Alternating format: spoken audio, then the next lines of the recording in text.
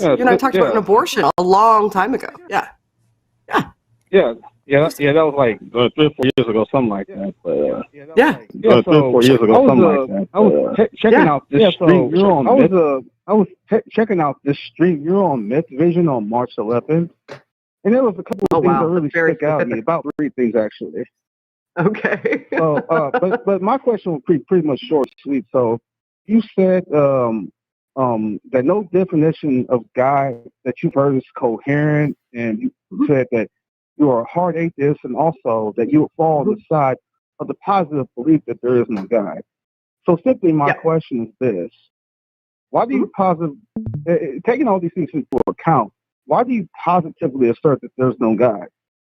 Because I don't think that it's logically possible. Because every definition of God I've seen is rife with inconsistencies.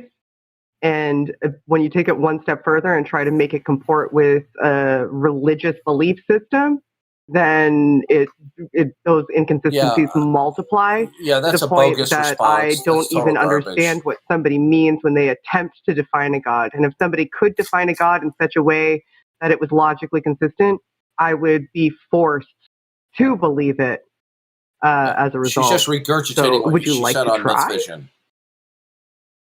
Yeah, I just have a quick question about that. Can you tell me what fundamentally and ultimately on an ontological scale secures what is impossible? I don't know that I fully understand what you're asking me. Are you basically asking what she determines is impossible? Yeah, if you say how does she decide what's impossible? Oh, sorry, go ahead. Right. Yeah, if you say something is impossible, that would fall in terms of an ontological issue, because there would have to be something ultimate that is the standard of what's possible and what's not. There would have to be something that secures it. Okay, I think I see what you're saying. Something specific that secures what is impossible and what's not. When it pertains to a definition of God, that's a good question, actually. But maybe I'll shift to plausible. Oh, I would rip her to pieces if I was on. Oh, so you're not saying that God is impossible as defined. Now you're talking about plausibility. Sure, yeah. But the rest of what I said still stands with just that word changed. I still actively believe that there is no God, and I don't think a definition of a God is plausible. Yeah, he just nailed her. Are you trying to pick apart my position, or are you attempting to demonstrate that God exists? Because a quick way to tear me to pieces would be just to provide a definition of God that refutes me. Yeah. I'm just wondering. I'm just touching on your statement that you positively believe there is no God. You would clearly have a reason for that. So I just want to know what that would be. Because I don't even know what anybody means when they say God. It doesn't follow from that there's no God. You mean when you say okay, God? now she's flip flopping. Like You know what? She's a bimbo. So a quick point. I'm not Is it a saying definition of God? Because that'll do it. God. Yeah, I'm not saying I cannot coherently define God, but why I will say is this as a quick side point. Okay. If nobody coherently defines God to you, that does not entail logically and necessarily there is no God. I don't. Does anybody coherently define God to anyone ever? Is there a coherent definition of God? She's such a bimbo. So what is God? The definition, whatever you hear, has nothing to do with the existence of God as an actual entity. But the definition of God that I would use is an entity that is fundamental to all temporal states of affairs. God himself is not temporal. He is eternal and does not depend upon anyone or anything else. He is ultimate and fundamental to all temporal facts. Okay. So a God is fundamental. That's the entirety of the definition of God, is that a thing that exists that is fundamental to all temporal facts. Right. That's not himself. See, he is the only self-sustaining eternal eternal fact of existence. Yeah. How is that fundamentally incoherent? Ultimate, meaning that he is not dependent upon anyone or anything else, and everything else is dependent upon him. So he's on contingent. He's dependent on nothing. He exists outside of time. The time relies upon him somehow. Right? Yeah, time is just how we conceptualize change. So everything why is that he is necessary? Not himself is dependent upon God. Why is he necessary? Okay, is he now necessary? notice what she's doing. She's not defending her atheism. Yeah, she's trying to act. That's just the basic fundamental nature of who he is. Because Bill, that's not really a good explanation. Why is he necessary? Is he not necessary? What she has to do is show why that's his fundamental nature. That's just who he is by definition. But why? Well, that doesn't make any sense to me. Why would something be necessary by definition? I gotta get on the show. From your perspective, if there is this being that we call God, it would be by definition necessary. Why would it be by definition necessary? See, so where if you define it not as make any necessary, sense. then by definition it's necessary? Right. Because it's essential properties and it's essential properties and attributes. By definition, what essential properties and attributes? What essential properties and attributes? Like he's that he's an eternal being. That he is. How is he eternal if he exists outside of time?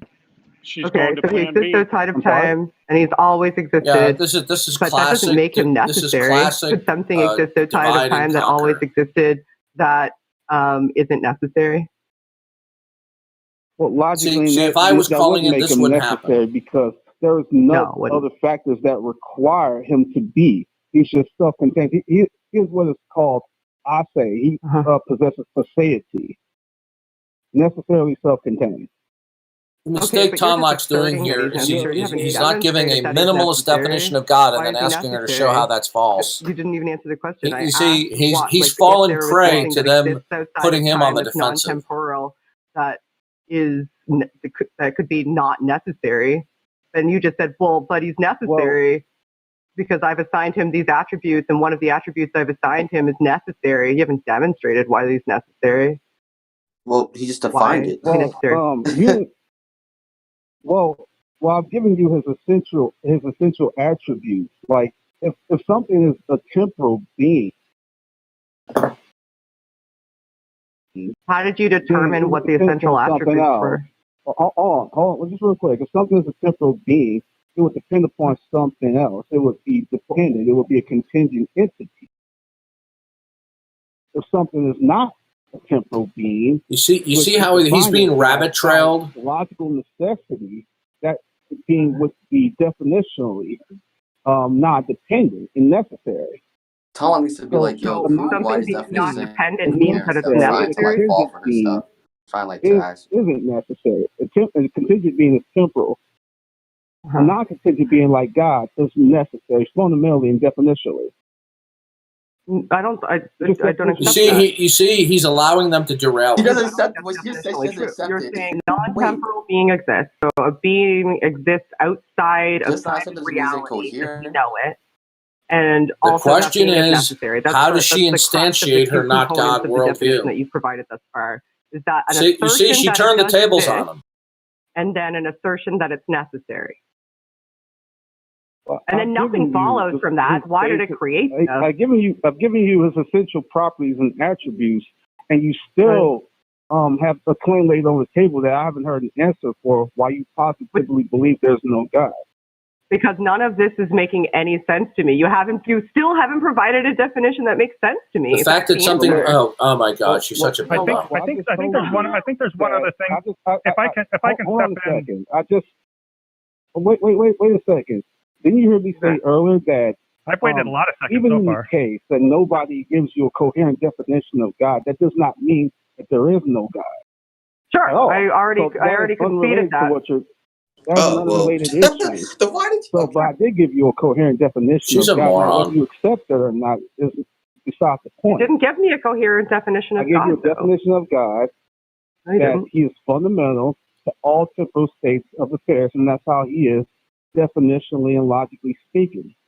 But that's incoherent to me. Why? How is it incoherent?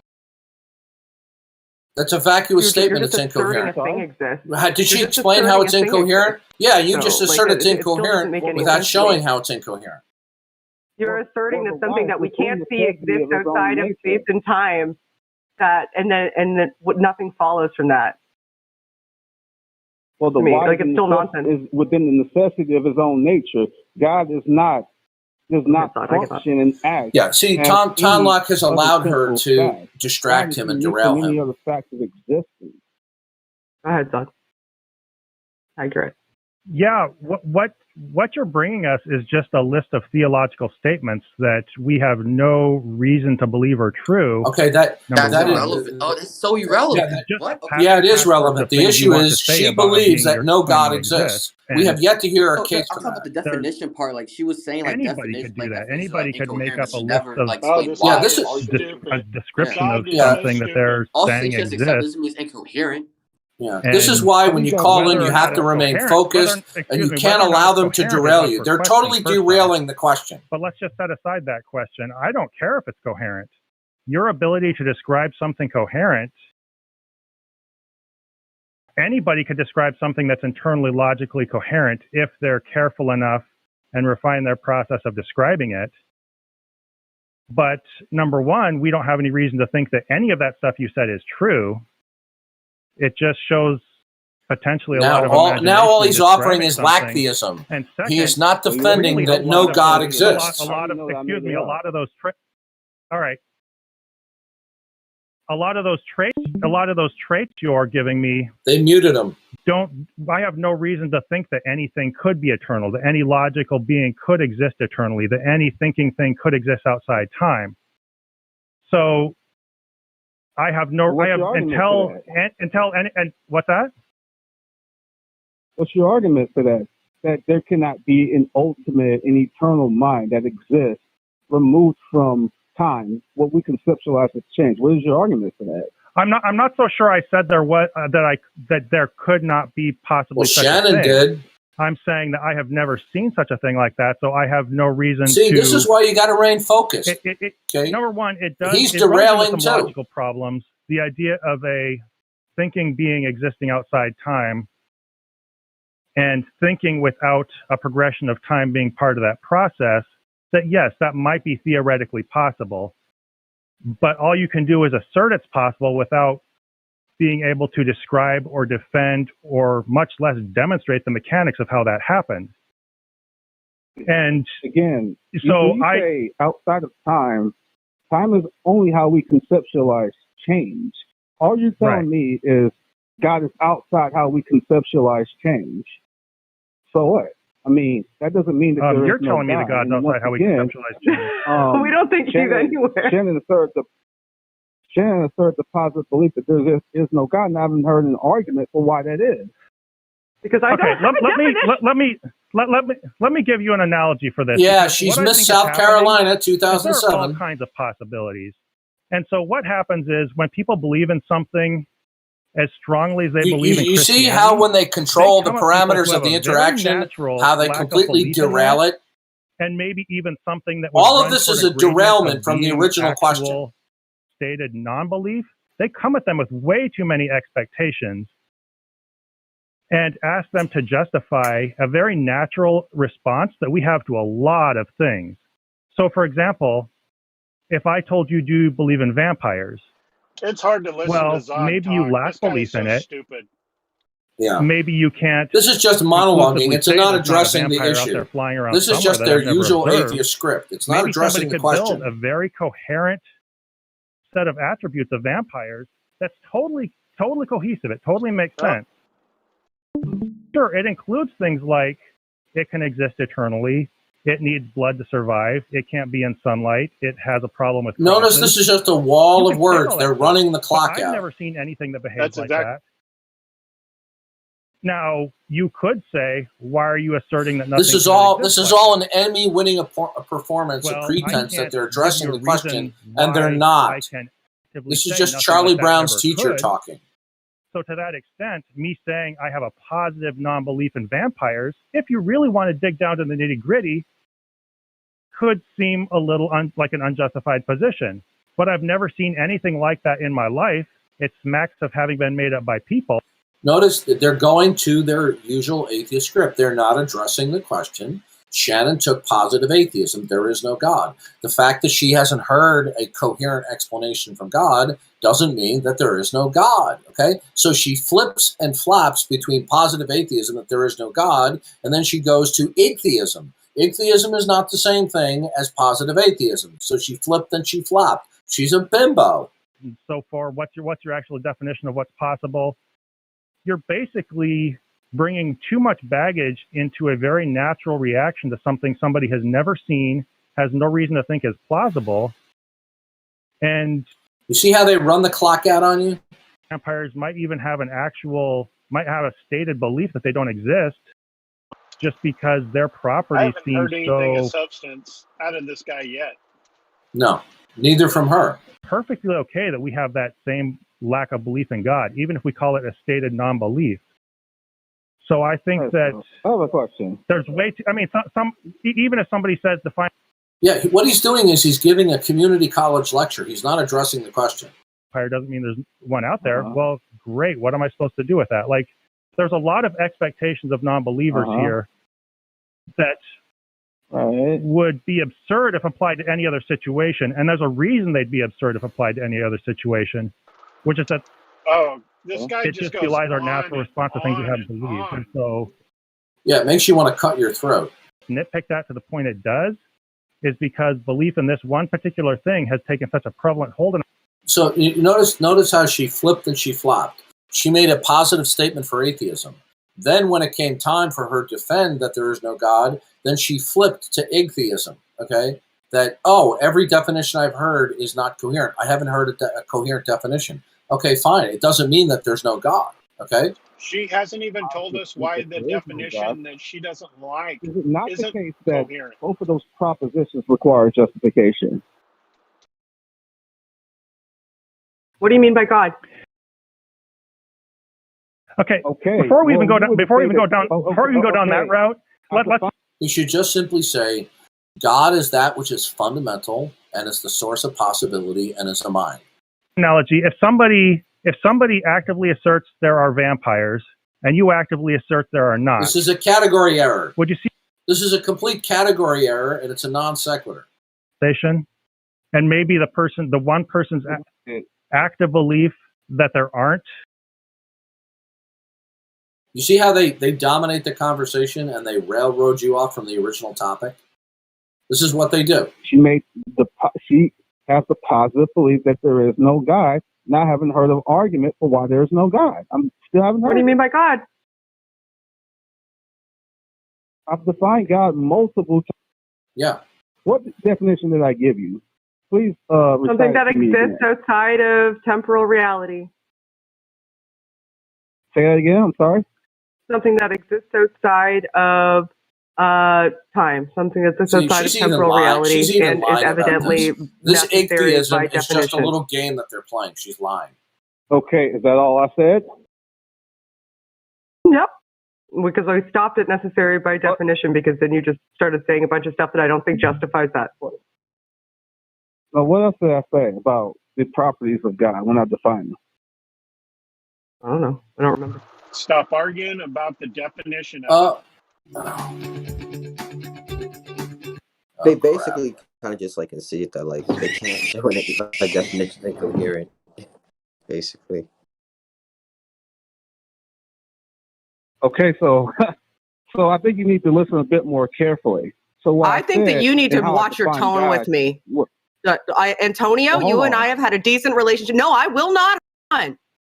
Here comes the righteous. Hold on. Here's the you and righteous I have had a decent indignation. relationship in the past, and I've given concessions as a result of that because I do like you. But do not condescend to me as though my niceness means that I will not hold my own ground. You ready to keep going? Look. I'm not trying. I will not speak to you like that, and you will not speak to me like that. Those are the boundaries. See here, this is another Emmy winning another Emmy winning performance. It's fake righteous indignation to derail the conversation. I am exactly what she's doing. I'm really not. Okay, that's fine. I'm really not trying to. I can also hear the Discord clicking in the background, so I recognize that you probably have a group of people in a chat right now that are cheering you on. I am not a moron. So, yes, you are. would you like to continue this conversation? Guess what? She's pissed because they just told her in her earpiece that they've reported to her that we're in here. This is why she's pissed. Would you like to continue this conversation respectfully? Okay. You hear that? She's pissed because she knows that he's a part of my Discord server. This is why she's pissed. Respectfully have this dialogue with me, and we will keep going. Okay, Do not condescend me so that people around you can cheer you on. What she's doing right now. She said, I can hear the Discord. Okay. No, somebody in her earpiece has reported to her, because there are people who listen in here and then they report. They reported to her that he's a part of our Discord. Okay. That's why she's pissed. On my side has nothing to do with the scope of this conversation we're having right now. No, you're broadcasting it to Discord, and I understand that. That's fine. But do not perform. Please. Or are you going to keep looking for motives to impugn me? You see, she's not this nice person she presents herself. I think we're good with this call. Yeah, I think we're good I'm too. good with this we're call. We're going to drop you... it. Yeah, so I'm fine with that. I recognize he was on Discord the entire time, but the moment, I think you need to.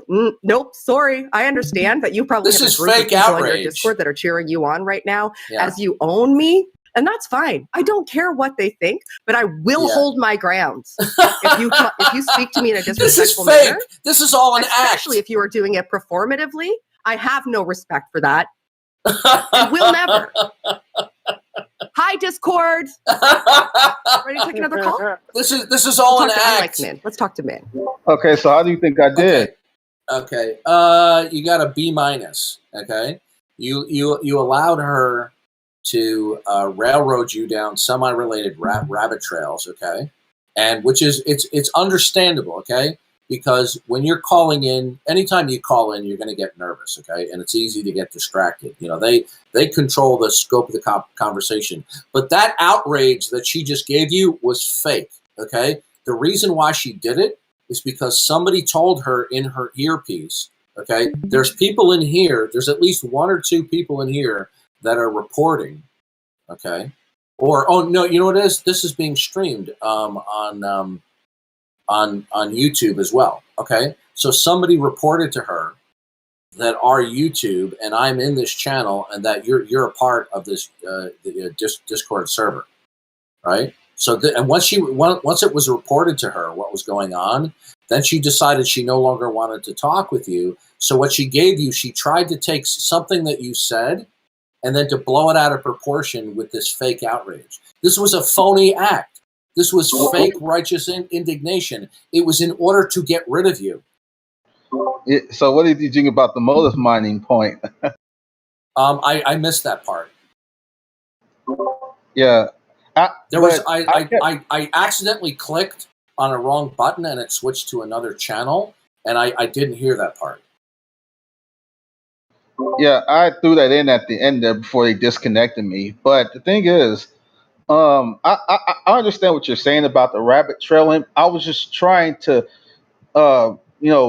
present myself as I'm listening. It's okay. It's not easy. Yeah. Listen to me. It's not easy to stay laser beam focused, especially when they are well practiced at prevarication and rabbit trailing. I just got a message from JJ.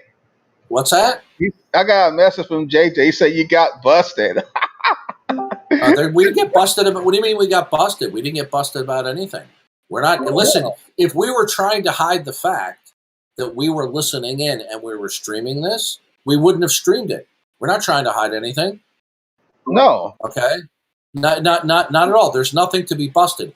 All I'm telling you is this. Okay. 1 minute she acknowledges what she said, that she's a hard atheist, that there is no God. But then she changed her tune and says that she thinks that all God concepts so far presented are not coherent. It doesn't follow from that all the God concepts presented are incoherent, that therefore there is not a coherent definition of God.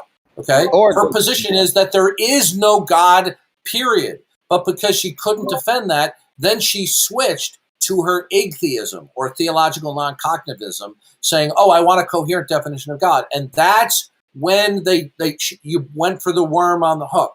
Okay, you went for a 2 of an extended definition. You should have told her this. You should have said, God is that which is fundamental to all possibility and is a mind.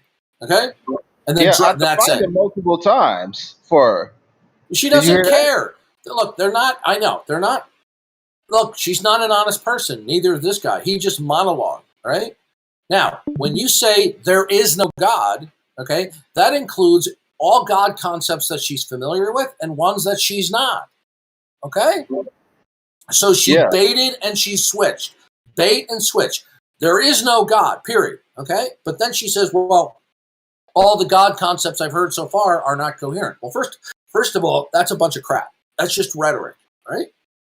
Right? This is absolute just rhetoric, and you know why they get away with it? It's because theists do not press them on this. Okay. But did you hear what I said? Was she didn't listen to my definition? Is that all I No, said? she could. Oh yeah, she couldn't repeat it back to you. So again, what we saw here was classic prevarication. That's all she did. She is the queen of prevarication. That's why we're now calling Shannon Q Duck Lips, okay, Miss Teen USA South Carolina 2007. Okay, the Iraq. I just said, well, whatever motive minded you want to do to impugn me and whatever discourse sounds you're hearing has nothing to do with this conversation right now. Okay, so let's get back to atheism, and they didn't let me and disconnected me.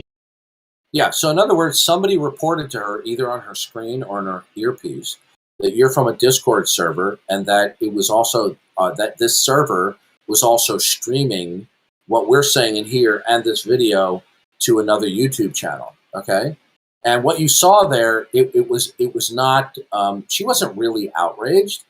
This was all an act, because the words that she focused on, yelling at you like you were some disrespectful third grader, right? You were not being disrespectful at all. She just took that as an opportunity to go into her Emmy Award winning performance of righteous indignation. You didn't say anything inappropriate. She's a fake and she's a phony and she's a fraud. She's a manipulative broad, okay? There are some human beings, men and women, who know how to put people on the defensive when they are pushed into a corner for their position. So what she tried to do was turn the tables on you and put you on the defensive. Okay, that was not real righteous indignation. That was an act. And did you hear what I said? Like, number one, the fact that, and I'm not, conceding at all that I don't have a coherent definition of God, which I give her like 2 or 3 different times at least. But even if you haven't heard a coherent definition of God, it doesn't mean that there is no God. So saying that you haven't heard a coherent definition of God has nothing to do with your positive atheism. Listen, she is inept as an atheist representative. She cannot defend her atheism. All she was giving you was her usual atheist shtick, right? She went from saying that absolutely there is no God. By the way, that's not what she said to me in my interaction with her. She's, I'm a temporal agnostic. Well, now she's a positive atheist, right? So she'll probably claim, I moved from a temporal agnostic to a hard atheist. Okay, fine. But did she demonstrate that there is no God? No, she didn't. She just moved from asserting there is no God, that she believes there can't be a God, to saying all of the definitions so far are not coherent. It doesn't follow from that there's no God, right? And she couldn't answer it. Yeah, exactly. I redirected the conversation a few times back to her atheism. So I still haven't heard the argument why there is no God. No, you didn't. What you saw was her giving you balderdash. Okay, it was just rhetoric, right? Did you hear her comment? She said, "I am not a moron." I didn't say she was. Goodness, she's motive mining. I think it was somebody that was. No, somebody is communicating to her. Yeah. Somebody is communicating to her either in text or in her earpiece the running commentary that we are giving. Okay, and she's pissed, right? She's not that smart, right? So she wanted to get rid of you, So she went to Plan B. Okay, she already was involved in Plan B already, but then she threw gasoline on the fire because she just focused on one little thing that you said in order to act outraged, right? And to change the subject, like you're being a very bad boy, you're being a very naughty boy. Okay, you know what? Thou, Shakespeare in one of his plays wrote, "Methinks thou doth protest too much." Okay, this is a part of her shtick. Okay, that in dealing with certain people, rather than answer the question or the issue at hand, is you turn the tables on them and you produce fake outrage. And that's exactly what she was doing. Okay, so yeah, your points of criticism are noted. What are some of the good points you see? Well, that you kept on coming back to the issue, that you didn't defend that there is no God, and you kept on repeating it over, and that you get an A+ for, right? So when people ask us for a definition of God, they're deliberately trying to get us into a monologue where they'll say, prove it, prove it, prove it, right? You notice how she did that to you? Okay. Yeah, and I purposely defined it 2 or 3 different times at least, just so she can't say I didn't give her a definition. And then I told her the fact that you don't accept my definition does not mean there's nothing incoherent about the definition where God is fundamental to all possibility, and that and that is a mind. There's nothing incoherent about that. No, not at all. This idea that all God concepts are incoherent is simply rhetoric. It is not substantive. The reason why people tend to embrace atheism or theological non-cognitivism is because they don't have the courage or think that that they're not adept enough to defend the falsity of God. So they will claim that God is false, but then when they're called on the carpet to defend it, then they reach in and they pull out their atheism or theological non-cognitivism card where God is incoherent. You see, she baited and she switched. Bait and switch, okay? So really, when she said, "I'm not a moron," it's clearly somebody was sending her messages about how we're ridiculing her in Discord. How did she know it was Discord?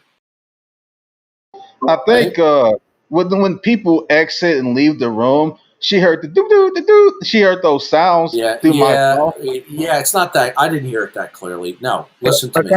A couple of days ago, when we were going live, I gave her the link on her channel, and I did it not too long ago, just about 20 minutes ago, so she could see the critiques that are on YouTube. Yeah, it's not that. Look, it wasn't clear from the sounds on your microphone. Somebody was reporting back to her. Oh, okay. So you would have heard it too. I didn't hear it. Okay. Yeah, I don't know. Now, I'm not saying she didn't hear any sounds, but the point is, she would probably have ignored that and trying to focus on what you're saying to her. You can take it to the bank.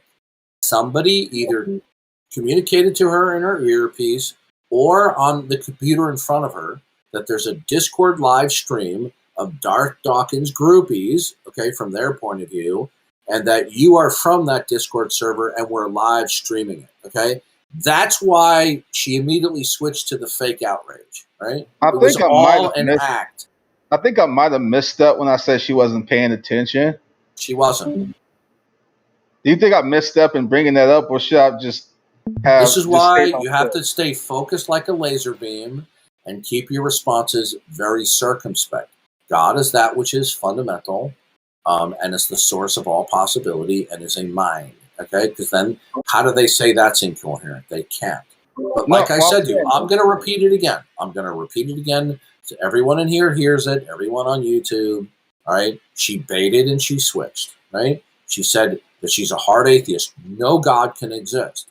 But then when it came time to defend that, she says, oh, it's not coherent, okay? So what if certain things about God may be ununderstood or not intelligible? It doesn't follow that there's not a God.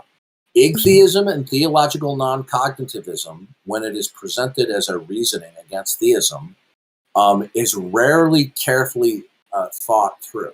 Okay, it's a ploy of those people who recognize that they are inept or incapable of defending the falsity of God. Okay? Because theological non-cognitivism, it does not argue for the non-existence of God. Are you aware of that? Theological non-cognitive says, I don't know what God means. Okay? I don't know what that means. Okay?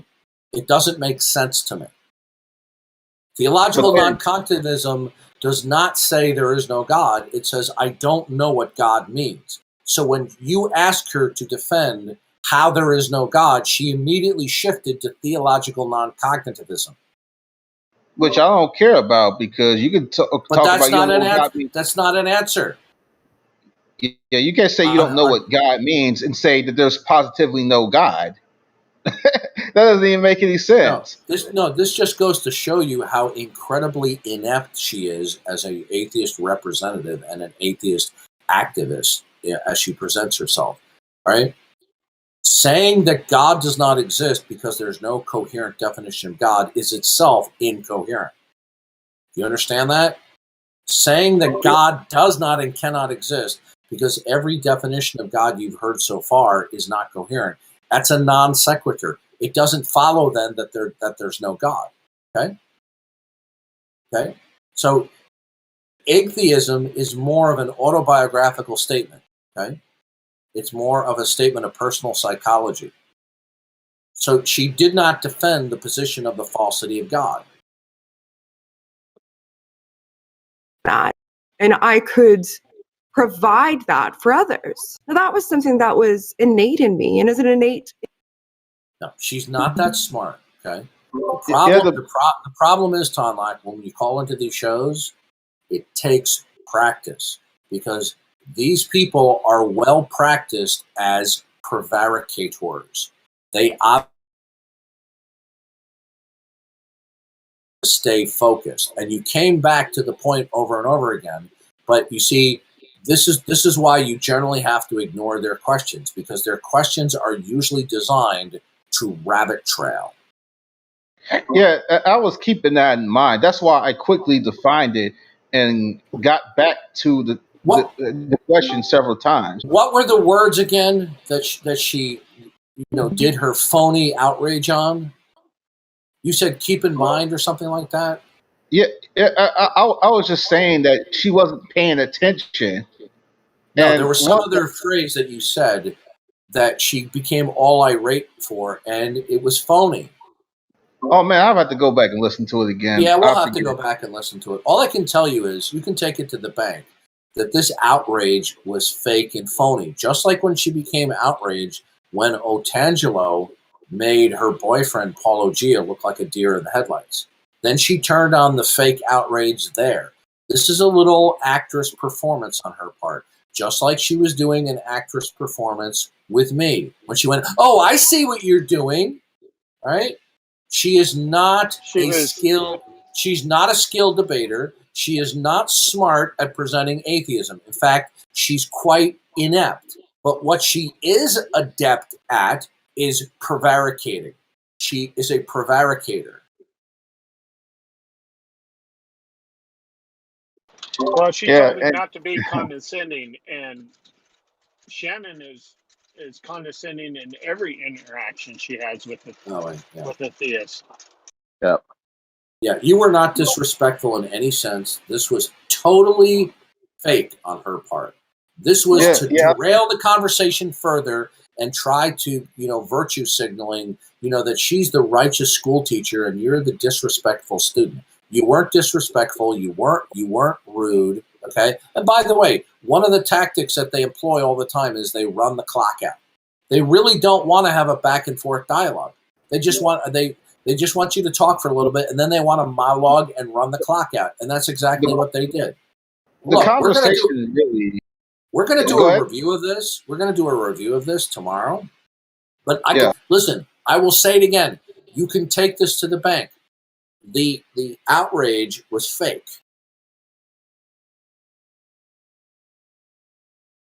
She's a little actress, is what she is. Yeah, the conversation didn't really come crashing down until I said she didn't pay attention. Yeah, she isn't paying attention. That's what she didn't like. Yeah. So maybe I should have ignored saying all of the God concepts that she's heard are not coherent is simply a reference to her own personal psychology. It's an autobiographical statement. It is not a defense that no God exists. Atheism does not assert that there is no God. If all of the definitions of God were not coherent, then she wouldn't be able to say that she's near 100% positive there is no God, because the word God wouldn't mean anything. Okay? You understand? Oh, yeah. So if every definition behind God is not coherent, right, then maybe there is a definition of God that is coherent that either she and you are unaware of, and that God might exist.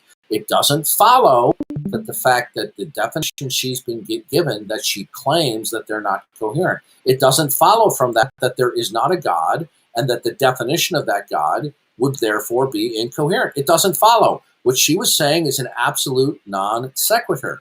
Look, she's just a talking head bimbo on YouTube, just like the rest of these people, right? Look, all of the atheist professors that I've talked to in the past 2 to 3 weeks, none of them could or would answer my questions. Now, these are professionally trained academics. Now, if they can't answer the question, what makes us think that these YouTube bimbos, on YouTube, the talking head atheists, could answer it as well? That's why they have to resort to their prevarication. Yeah, and I just let him talk for a certain amount of time. And I just let him monologue for a short time, only for the purpose of them not saying that I'm trying to interject, or they can't use that against me saying I'm over talking. So I let him this monologue. Is all they've got. This is all they've got. Obfuscation, prevarication, hyper definitions, rabbit trailing, monologuing, running the clock out, and then occasionally they go into outrage in order to get rid of you. See, this is what she's picking up from Matt the Loveloviator, right? You are not being rude. You are not acting unbecomingly. This is fake outrage. Just like her acting performance, what she did. Listen, don't take my word for it. Out of her own mouth, in her testimony to Myth Vision on March 11th, she admitted that she was trolling in response to my questions to her. Because she admitted that she was trolling in response to my questions because she claimed that my questions had ill motivations. Okay? Look, she's a fake, phony person, right? She wouldn't last 3 minutes if she was forced to give honest answers.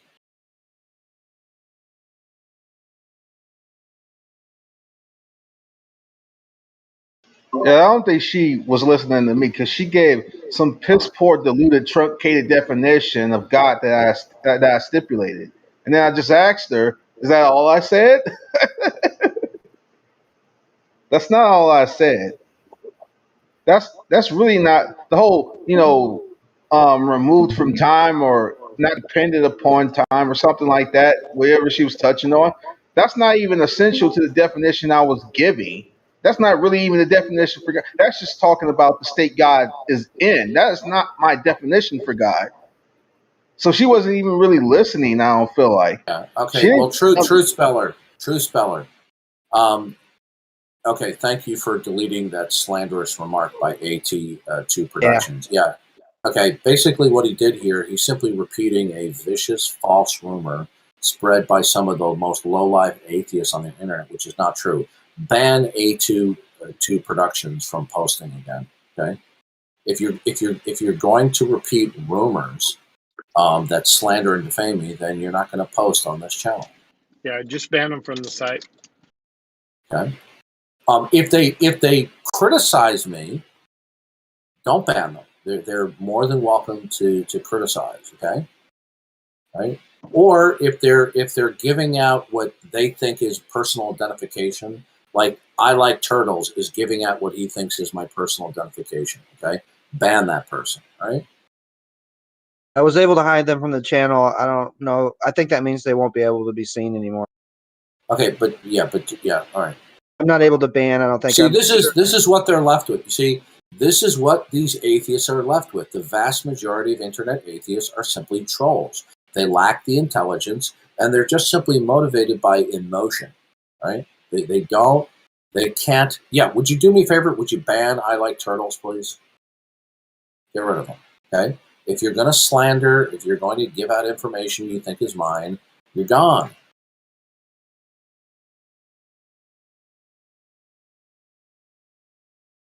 Yeah, and if any of these people in the YouTube chat, if you want to criticize me, you are welcome to come into the Discord, and you will get all the time you want, unmuted. You will not be overtalked.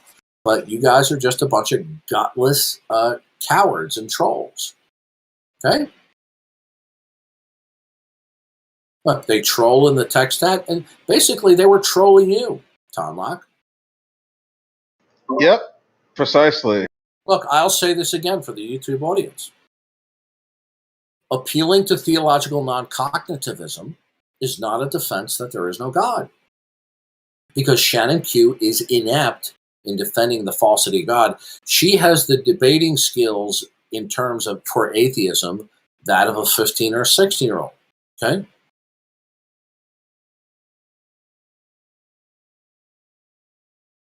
Yeah, I think I had at least one minor misstep when I said she wasn't paying attention. Maybe I should have ignored that and just went back. No, to that's not a misstep. It was true. Look, Tonlock, listen, you can take this to the bank, okay? Let me get this through to you. The outrage that you saw was a performance. It's because she wanted to get rid of you. She wanted to derail the point that you were making. Okay? Yeah, I'm really believing that more and more the way I hear her have these conversations. Yeah. How Look, she did it. She She did it to me. She did it to Otangelo in August, and she did it to you. There's a pattern of behavior. The situation is not that she's getting angry because she's actually being the victim of abuse, or that you're being mischievous or deceptive, right? This is just fake outrage, okay? It's to change the parameters of the verbal interaction. It's all an acting performance. Look, why did her disposition change quickly? It was after she was informed that this was being streamed, that their broadcast was being streamed and our commentary to another YouTube channel. Gee, how did she know it was Discord? Do you really believe she knew it was from Discord because of the sounds that she hears? Lots of people have computer sounds in the background, right? She was just being told that Darth Dawkins' Discord server is live streaming and commenting on this, and that you're a member of our server. And that's why she was pissed. Okay? But the outrage that she directed toward you was fake. Does this show happen regularly for call-in? What are you talking about? Does this call-in show happen regularly? I want to try and get on there. Yes. Okay. But what you need to understand that when you call these atheist talking heads, you must stay absolutely like a laser beam focused on a succinct and circumspect question, and not allow them to rabbit trail, right? Or to change the parameters of the question, right? The question that Tonlock was asking was how she defends her claim that she's near 100% certain there is no God. She then twisted the response over the course of time to trying to get Tonlock to prove that his definition was true. That wasn't the question. This is why I said that even, and I was saying, I don't accept the position that my definition of God is incoherent. It is. But the inability for someone, let's just say, from her perspective, the inability of someone to define God has nothing to do with her denial of God. So you still denied God. So you're focusing on something that's irrelevant to the main point here. So I kept on. I let her know that issue, and then I redirected her back to the question. And then she was getting increasingly frustrated. And then when I just told her she wasn't paying attention, and then that's when the fake outrage came over. Yeah, she wasn't paying attention. Yeah, she's not. What she all was the times told, I've seen her, she's just she was told, always that way. she was told there's a live YouTube stream of their show from a Discord server that Darth Dawkins is in, and this guy is a friend of Darth Dawkins. And she probably felt, oh, this is a setup. And then she probably was irritated about that. But the level of outrage that she directed towards you was fake. She had to find something that she could save face to be outraged in order to denigrate you. Okay? This is what she did with me. She denigrated me on modern day debate. Okay? She tried to impugn my motives. She tried to accuse me of psychological malfeasance. Right? This is what she did. She did the same thing with Otangelo in, I believe it was August of 2020. She impugned his motives. She denigrated him. And then she did, the Emmy award-winning performance of outrage and how dare you talk to Paulo Gia like that. Otangelo is probably one of the more gracious defenders of Christianity that I've come across, and a man who has patience as the day is long. Okay. And yet she did this faux outrage with him. Look, she's not impressive. Okay. See, this is what they do. They monologue, they run the clock out, they rabbit trail, they obfuscate, they prevaricate, right? This is why, and I've learned from my own experience, you have to be focused like a laser beam and not allow them to rabbit trail away from the centrality and the specifics of the question. Yeah, we'll definitely do a review on that tomorrow night. I'll be off work around 9:30 Eastern Standard Time, and we can do it then. No, she probably heard that we were criticizing her in this live stream, and you know what? And because she wants to be seen as this intelligent atheist commentator, right? And she's not. She's not impressive at all. She's just an extremely opinionated female atheist. Or if you're on tomorrow morning, before I have to go in at 1:00 Eastern Standard Time, we can do it then too.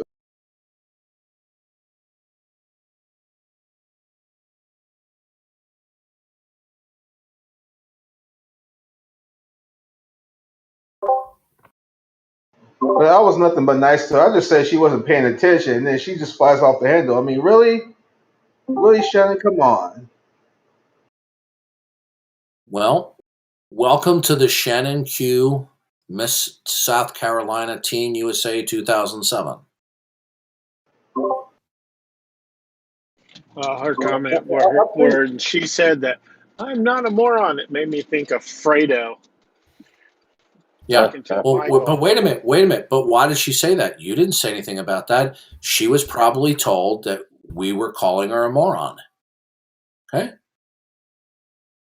Why would she say that out of the blue? Okay, we know why. I think I've been inducted into a prestigious club. I've been inducted into I just got fake rage thrown at me by Shannon Q because Shannon Q fake Shannon Q Ducklips fake rage victim. Yeah, the fake outrage victim club. It's a look. I could see. Club. Listen, I could see if you were really nasty, or you were rude, or you just said something that was really, really insultive and provocative, but you didn't. This was fake outrage. Okay, she's an actress. Key Jump is streaming and doing a Q&A right now. I might try to jump over there. Oh, gag me. If you want to hear, I don't know. Let's see. I'm going to see. I think it's on his Discord. Yeah, it's on his Discord. Yeah, but I saw through the smoke and mirrors, like, dude, the incoherency, and it's not incoherent, but the incoherency in your mind of defining God has nothing to do with your claim that you assert that positively God doesn't exist. You say you have a positive belief there is no God, so justify that. That is a separate issue, and that's what I point out to her. That's a separate issue. And when I redirect when William Lane Craig was debating Christopher Hitchens, peace be upon him, may his soul rot in hell forever, Christopher Hitchens tried to bamboozle William Lane Craig with rhetoric. And William Lane Craig is no fool. He's a very sophisticated, highly educated man. And Craig turned the tables on him. He said to him, "You seem to be presenting a kind of atheism, like an umbrella character, similar to non-theism. And within that umbrella of or non-theism, you have what is classical atheism, the denial of God. Then you have agnosticism, where you make no decision as to whether God exists or does not exist, or you go with what Craig called verificationism, which would be atheism or theological non-cognitivism, right? But you see, notice how Craig divided the category up into three parts, okay? Now, atheism and theological non-cognitivism are not classical there is no Godism. It's I don't know what God means. It's not meaningful. But you see, we will hear her regularly, week in and week out on these videos, using the word God in a coherent way. Oh, they believe in God. They believe in this. They'll talk about God, right? But then she turns around and says every definition of God is not coherent, right? Yeah. She's totally unimpressive.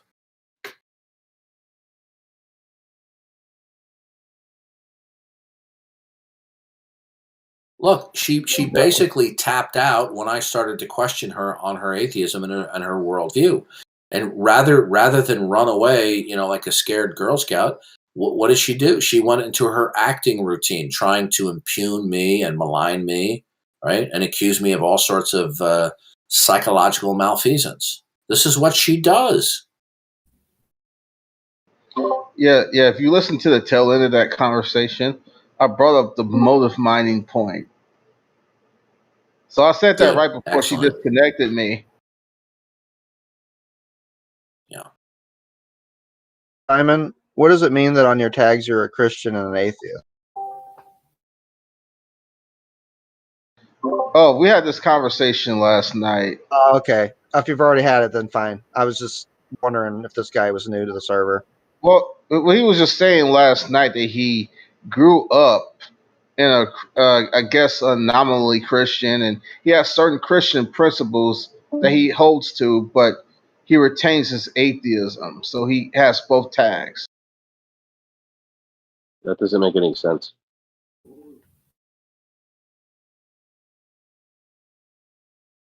So do we need like a cultural Christian role? Is that what he's saying? Apparently there's people who think like that, I guess. Well, I know there are people that think like that. I wouldn't. No, we don't need no cultural Christianity roles. We don't need that. I don't agree. I'm obviously kidding, but that's just. Oh yeah. That's insane. I'm going to go over to the T-Jump and see if I can talk to this guy. I've never talked to him before. Seems like. Wait a minute. Before you do you have any Tylenol? Do you have any Tylenol? Yeah. Okay. Make sure that you at least take 1,000 to 2,000 milligrams of Tylenol before you talk with him. Okay. He's streaming it on YouTube now, so we'll see if anyone dogpiles. I'm sure they will on me. I think it's just a bunch of atheists hanging in there watching him play a game, which is about right with these people. So it's impossible to have an adult interaction and even a debate when there are individuals who are committed to prevarication, obfuscation, deception. Okay, we're at a distinct disadvantage. Okay, that's why you were at a distinct disadvantage, because she's not an honest interlocutor. Right? She baited and she switched. I told you before. I tell all the Christians who watch this. They bait, they switch, they rabbit trail, they obfuscate, and then they try to change the discussion rather than them answering the questions, right? And then when they're talking, they just run the clock out.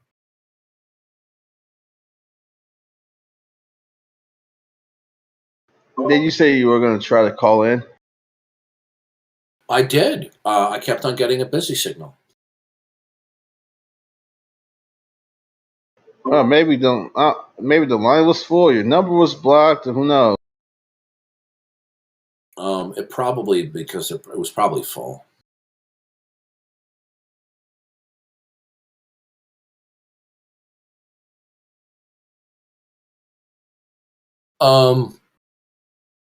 He said he admitted to me he doesn't care about honesty. Okay. Okay. Yeah, that is false, Jared Butlow. Okay. See, there are so many trolls on the internet. I've never said anything of the kind. Yeah, there's just slander. I mean, if they want to have civil, okay. Delete. Okay, ban secret germs. Okay, see, these trolls just won't stop. Now, remember, if somebody has a legitimate criticism, although we disagree with it, don't ban them. Right? If somebody is clearly crossing the line in trolling, then can them. Right? But if they're making a serious objection or disagreement, even if we disagree with it, they're welcome to.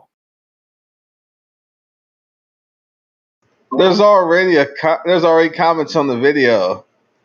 Someone said Sean A says Tom Locke still doesn't grasp that his definition isn't logically consistent. Oh gosh. What a bunch of morons. Oh, these people are retards. Oh my goodness. Yes, they are.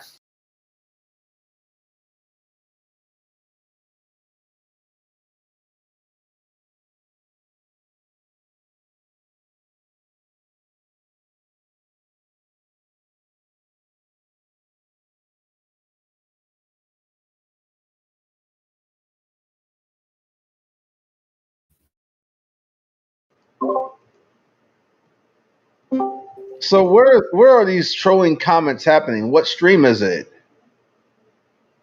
It was it's on the YouTube. Whose YouTube channel? It's I think Supreme Leader's channel.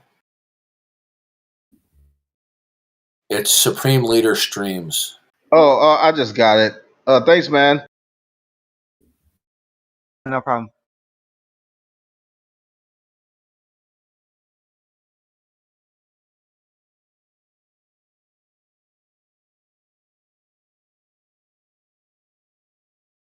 How many of those people watching on YouTube are just atheists hiding in the shadows that can't engage in civil conversation? Yeah, that's.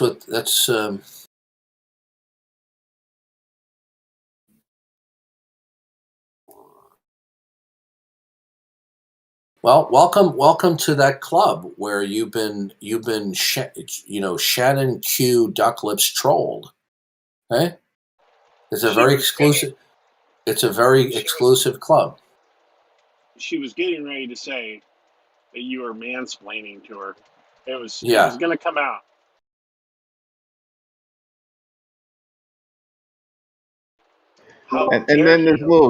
And then this JJ scumbag messaged me. You got busted.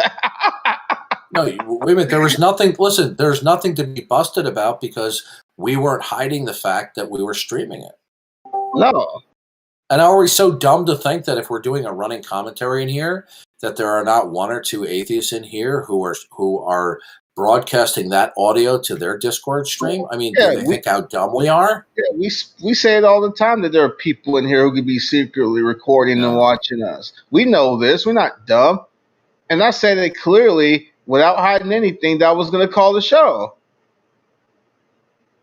We're not. I don't say that with this idea that there aren't people secretly listening. So what? Did they brief the talking show that you were going to call in? Possibly, but she didn't get outraged to like a certain point of the conversation. No, that was after they sent her notification that you were a part of a Discord server where I am, and that it was being streamed, and that we were openly mocking and criticizing her for her. Okay, let's put it this. Let's be kind. Her great ineptness. Okay, so I think she was initially pissed, but then she did faux outrage in order to throw you under the bus. You didn't do anything inappropriate.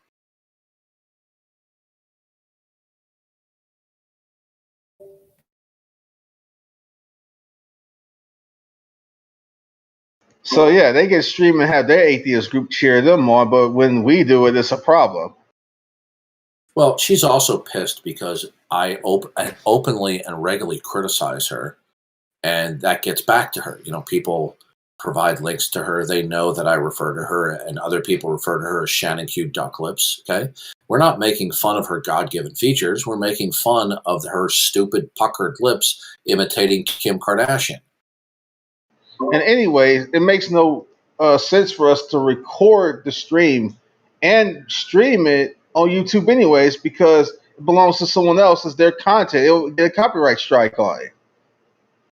You know, don't forsake the children. I gravitate with those stories, almost in teachings from human is that inherent value. I'm not trying. I will not speak to you like that, and you will. So I have a question. So I have a quick question. So if someone asserts a positive belief that there is a God, or asserts a positive belief that there is no God, is it not the case that both of those propositions require justification? Sure. What do you mean by God? Okay. Before we even go down, you see that? That was a dodge. She's the queen of dodges. On that route, can I see this is the kind of inept response that you would expect from a 16-year-old atheist. Can I just extend the analogy to this? I just want to real quick. This is really fast.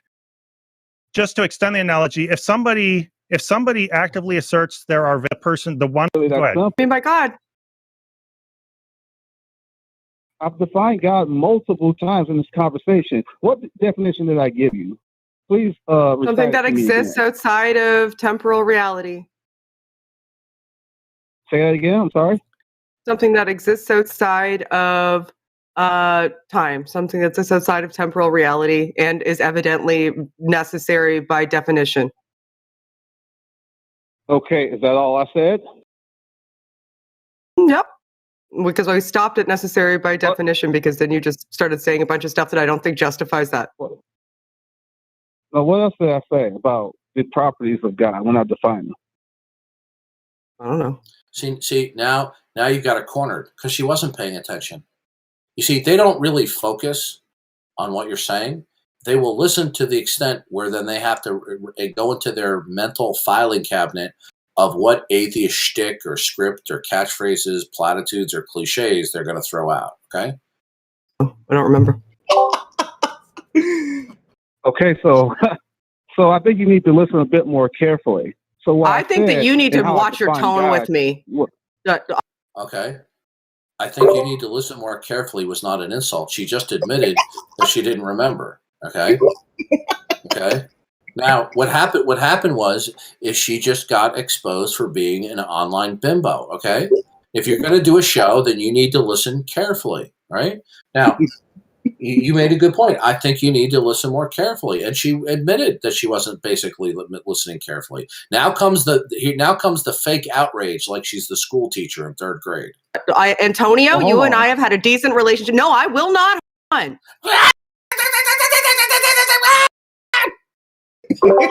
will not hold on. You and I have had a decent relationship in the past, and I've given concessions as a result of that. And if you don't behave yourself, young man, you're going to have detention, and you're going to have to write 200 times, I will be nice to my teacher. Because I do like you, but do not condescend to me as though my niceness means that I will not. Come on, relax. This is fake outrage. Okay? Because what she's now trying to do is change the issue. You just pointed out to her that she had no recollection of what you said. She wasn't really paying close attention. Okay, and you owned her right there. You said, you need to pay more close attention. Okay, so initially she's pissed, but the bulk of this is fake outrage. My own ground. Wait, Darth, you ready to keep going? You don't think she's actually offended by that? No. Okay, I think what it did was it exposed her own ineptness. Okay. Do I think that she was not irritated? I think she was mildly irritated, but she jumped on that as an opportunity to do her Emmy Award-winning performance. Keep going. I'm not trying. I will not speak to you like that, and you will not speak to me like. Okay, see, this is totally fake. Okay, who does she think she's fooling?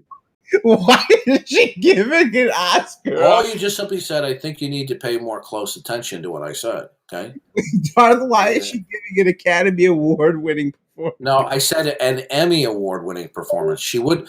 Okay, she couldn't strive for an Academy Award-winning performance, so she has to settle for a TV acting award. Okay, like that. Those are the boundaries that I am establishing. I'm really not. Okay, boundary. See, this is typical psychobabble. I'm establishing boundaries. Okay, that's psychobabble. She is a psychobabbler. I'm really not. Okay, that's fine. I'm really not trying to. I can also hear the Discord clicking in the background, so I recognize that you probably have a group of people in a chat right now that are cheering you on. I am not a moron. Gee, why did she say that? Okay, did she actually discern because she heard some noises that she knew that these were beeps from Discord? Does anybody believe that? Anybody believe that? Of course not. No. Then why would she say that there are people in a Discord cheering you on? Because somebody just communicated either in her earpiece or in front of her computer in some text message as to what was going on. That's why she says it. Again, more deception, that she discerned that it was a Discord hangout, people cheering us on. You mean she discerned just because she heard some beeping in the background that therefore there's a Discord server with people cheering him on? Gee, how did she discern that from beeps and noises? All right? You know, you know what? She's a genius. Okay? She can hear some Discord sound effects and know that it's Discord. Would you like to continue this conversation respectfully? Would you like to continue? Okay, this is all. I'm not going to play anymore. She's a bimbo. But can you send me that discussion? I wish I heard that, but that was really bad. Wow, Antonio, you really offended her there. You should apologize next week. Yeah. I'm a bad boy. All right, the link is in Atheist Helpline, bro, Joe. So, Darth, did you watch the Atheist Experience earlier? No, I didn't have the displeasure of watching the Atheist Schmearance. There was a caller, the second last caller, and he came up with the argument of the origin of the genetic code. Yeah. And after the show was over, I did send an email to Matt with another name. I created a fake Gmail address with another name. He actually responded to me. His understanding of biochemistry is completely superficial. He has no understanding at all. But in this call, he behaved as if he would understand what he was saying. So it is truly pathetic to watch. They're all pathetic to watch, okay? All of these atheist talking heads. I've got their number, every single one of them. There's not one of them that is a shining example of a good debater. They're all inept, all of them. They're terrible. There was a follow-up to that comment I read earlier when they said that my definition isn't logical. If they were so good at what they did, why would they need to control the call-in shows to the extent that they do? So there was a follow-up to what I said, to what I read earlier. If you're talking, Tom, like we can't hear you. Okay. You hear me now? Hello? Yeah, I can hear you. I could hear you before. Somebody say something. I'm not hearing anything. Testing, 1, 2, 3. Yeah, I know it's Darth who has a problem. Darth's hearing is finally gone. He's finally hit the edge. He's lost his hearing. Okay, testing, 1, 2, 3. Works. All right, I can hear now. Yeah, I was just saying earlier that in that comment I read earlier, they said my definition wasn't logically consistent. There was a follow-up to that, and they said I sound like a Darth Dawkins clown. Isn't that amazing how brilliant Shannon Q. Ducklips, Miss South Carolina Teen USA 2007, could discern from a couple of beeps in the background that it was a Discord server with people cheering you on. Isn't that amazing what she can discern from beeping noises?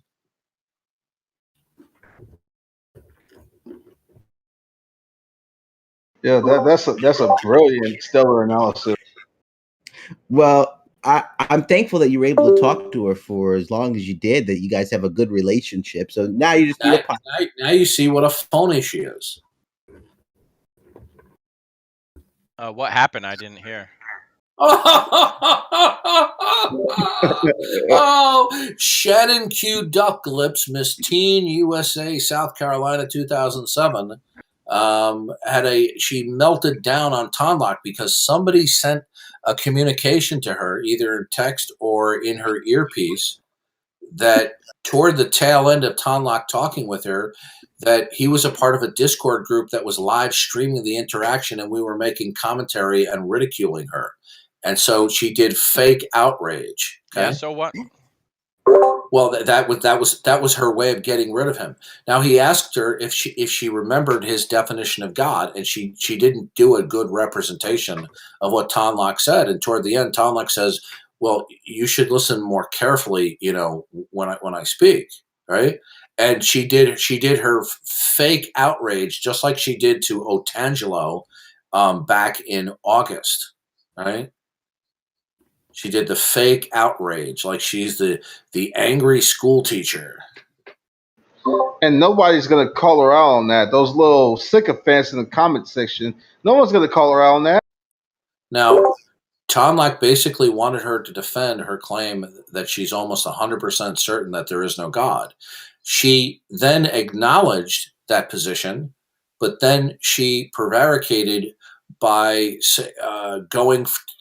advocating atheism, that all of the definition of gods presented so far were not coherent. And Tonlock pointed out very astutely, it does not follow from the fact that all the definitions that you've heard so far are incoherent, that there is no God. It doesn't follow. It's a non sequitur.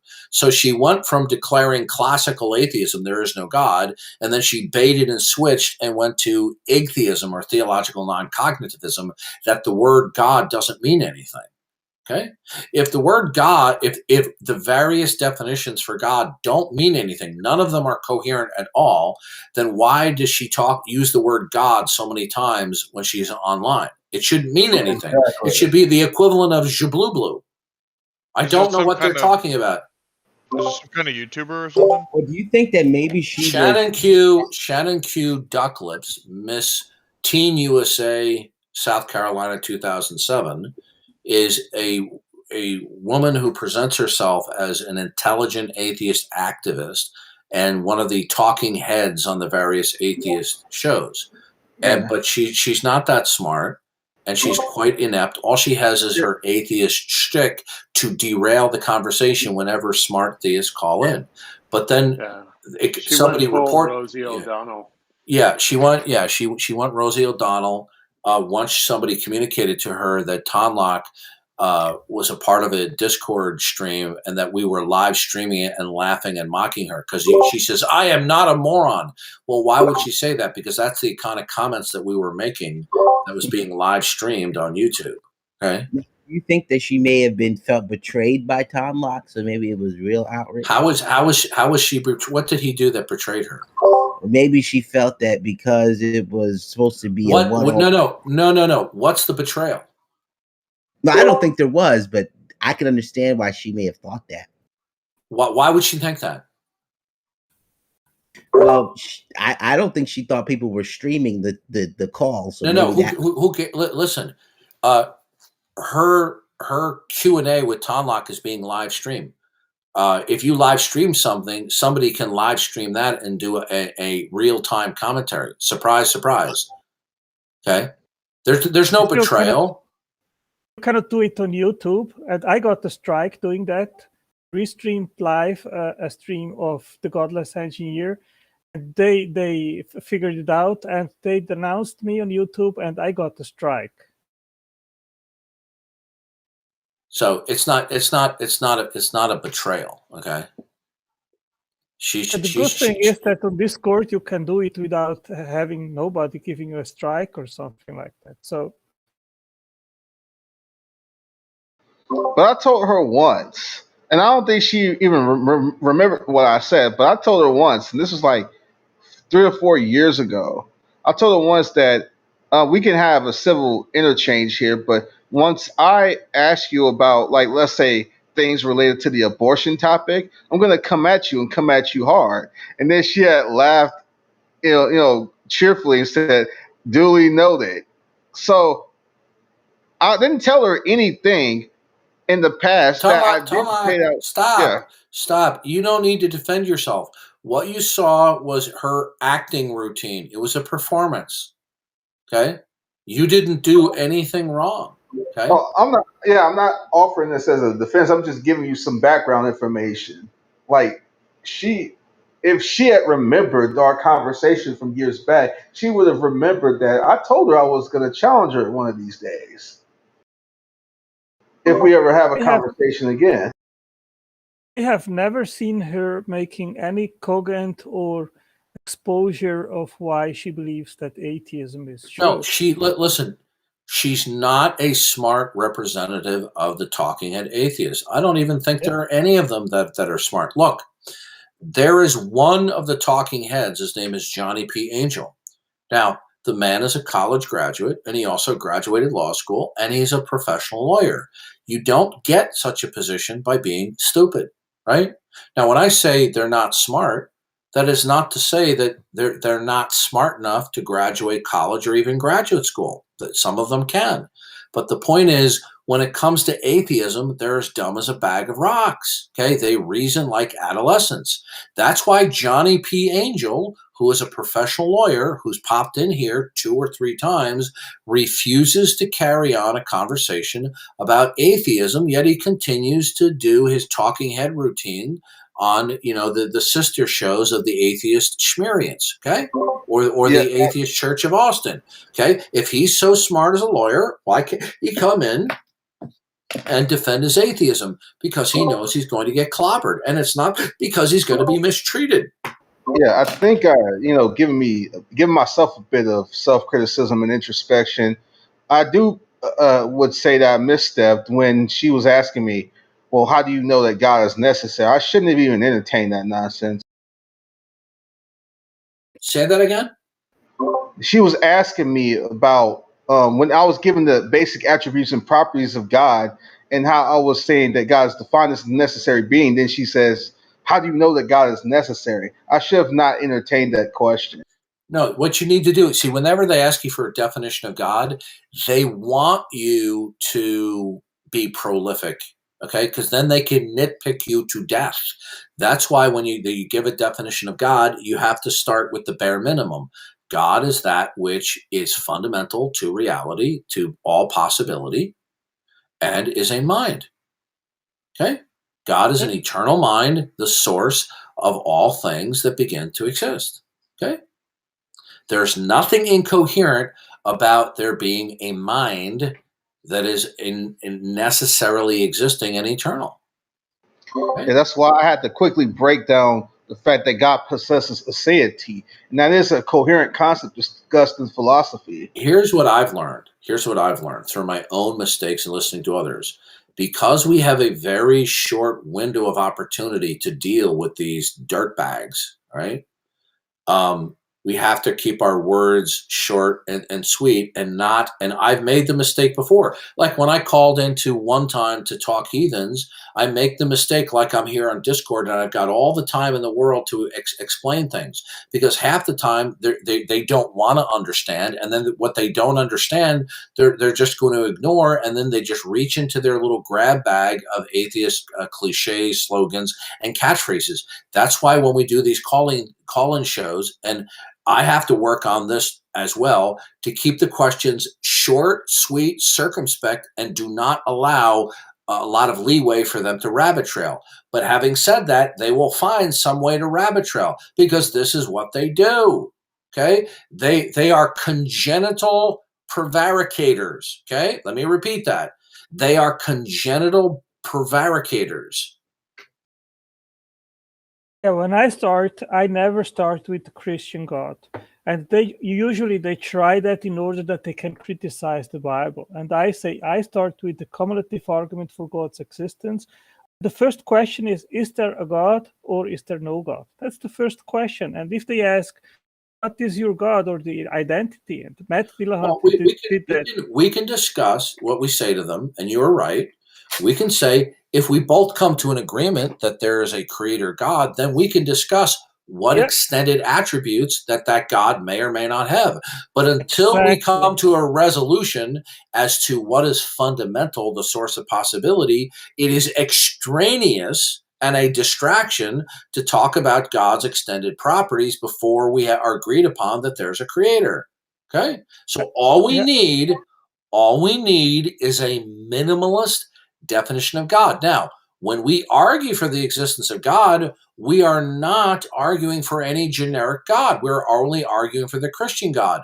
But when we're talking with these people, the vast majority of them, if not all of them, are well acquainted with the attributes of the Christian God, which they categorically reject. So that's not the issue of proving the Christian God, because they know what the claims of the Christian God are, and they've already rejected.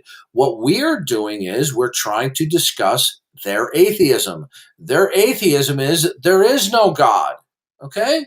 Now, it's not just that it's not the Christian God. So when we start talking about their atheism and they realize they get cornered by circumspect questions, they then want to bait and switch and start talking about, well, prove your God. Okay? Or they want that we start to talk about the Bible and the Christian God, because there they have plenty of reasons to criticize us. They think they do. Yes, of course. Well, the problem is then you just get bogged down in evidentialism, because they say, oh, well, this is bad. And you say, well, no, it's not. And they say, oh, yeah, it is. Yeah, it is. You say, well, no, it's not. Yeah, it is. That's what they want you to do. They want you to go into the quagmire of evidentialism. And then you suppose you rebut something they say, oh, well, there's this other problem over here, and every page of the Bible has some problem on it. And at the end of it, you all die because you're too old, and they say, oh, it's a tie. I guess it's a tie. This just in, guys. I just got called the Discord troll. Where is that? That's it. That's in the after comments of the video of the stream. Gosh. Yeah, well, welcome to the club. You know, there's so many trolls in the comments section. Yeah, the thing is that, I mean, when they want to start talking about the Christian God, I say, I see no reason why I should talk about the Christian God if you don't believe that there is no God at all. Let's first start elucidate if there is a God rather than not.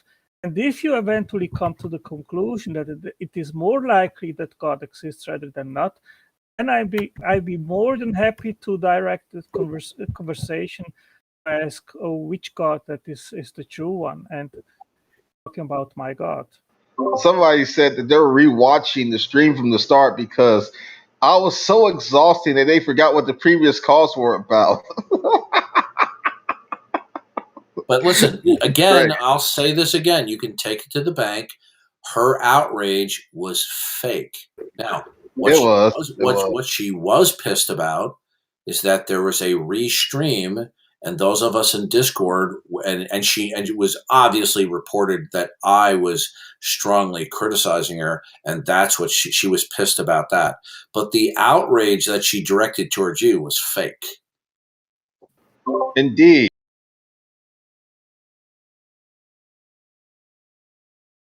Okay. Yeah. Listen. I'm nearly 60 years old. Okay, right. I've had a lot of interactions with people in my life. Okay, and there are certain people out there that when you get into a situation with them, if they get cornered and they're guilty, what they will do is they will then impugn you and try to change the subject to make you the boogeyman. Okay? Yep, they get aggressive. Look, she did it. Listen, Otangelo is one of the politest persons and patient as the day is long. She did it to Otangelo. Okay? What does that tell you? It's not only she, it's basically all of them. She's not this she's not this happy-go-lucky person that she presents herself to be. There is this inner hostility that comes out when she gets cornered. It's not like she's getting abused and then she gets angry like me, okay, where I'm subject to people abusing me and things like that, and then I get angry. No, she just if you corner her and reveal her ineptness, then she gets vicious. It's the nerve. Yeah, and here's the thing though: if someone called their show and they thought the person who was asking them questions, or if they started doing their critiques on the person's inquiry, and the person sounded incoherent as if they weren't listening to their answers, they would say the same thing, like, "Okay, you're not even listening to our answers, okay? So it doesn't even sound like you're trying to really interact with us or you care about what we're talking about, because your responses tell us you're not listening." So they would point that out. If someone in their calling their show was acting like that, but I can't point out when they're not listening. It's a problem when I point out. She will be the first one to say, "Well, you need to listen more careful to me," right? And if you said, "Well, you're being condescending. Don't you dare talk to me that way," and then she'd get more hostile back at you. This was all an act, folks. Yes. It's obvious as the noses on our face. Yes.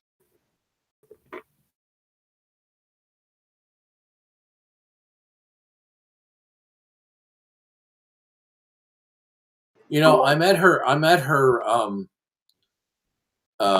YouTube channel here, okay, and I'm looking at all of the publicity shots. Okay, it's all puckered lips, puckered lips, puckered lips, puckered lips. Okay. If you want to be taken seriously, then don't take still publicity shots making you look like a bimbo.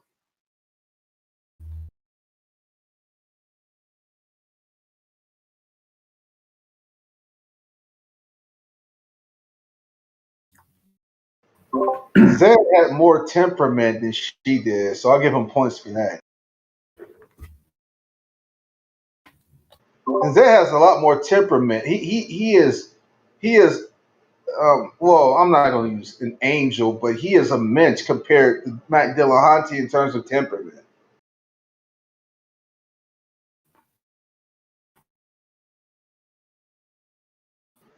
And that's Zed's show, and he just let her lose it and hang me up.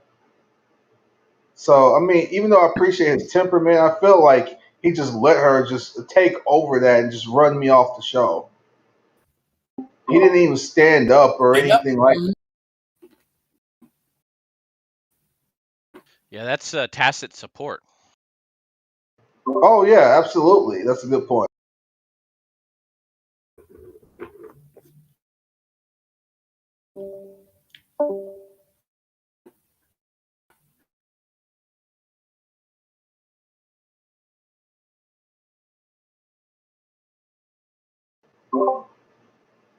Yeah, I can't wait till we do a review on that. That's going to be fun. I'm just reloading the page every now and again just to see what stupid new troll comments pop up on the video. Look, atheism does not get you to classical atheism. That's why atheism or theological non-cognitivism is distinguished from classical atheism. Okay? Now, if I'm wrong about that, why did William Lane Craig make the distinction between classical atheism, the denial of God, then agnosticism, where you are undecided, you're non-committal, and then he pointed out the third character. He referred to it as verificationism, but that he was referring to atheism or non-cognitivism. Okay, so non-cognitivism doesn't get you that there's no God. Maybe I should respond to Shannon's comment and see what she said. She posted a comment. Yeah, she said, "Hope you enjoyed." Say, not really. Say, you simply prevaricated, still never addressed the question, and you gave a non sequitur that saying that the definition of God is not coherent does not get you that there is no God. Okay. And by the way, she's not a true theological non-cognitivist because she's frequently invoking the word God all the time. Right? Yeah, if God doesn't mean anything, then it's equivalent to Shermichael Jablue. What is that? I don't know what that is. It would be equivalent to Evan Baxter's incoherent bumbling. Evan Baxter. I don't think I will ever understand why people choose. Who's Evan Baxter? What? I'm having a Joe Biden moment. Evan Baxter for Bruce Almighty when he was bumbling. Okay. I didn't know his last name was Baxter. How appropriate. Yeah. Like Ted Baxter from the Mary Tyler Moore Show. But as saying, Steve Carell when he was bumbling in that scene on Bruce Almighty. That's great. I have that sound effect somewhere. Yeah. We have a new name for Shannon Q. It's Shannon Q. Ducklips, Miss Teen USA, South Carolina, 2007. Oh man,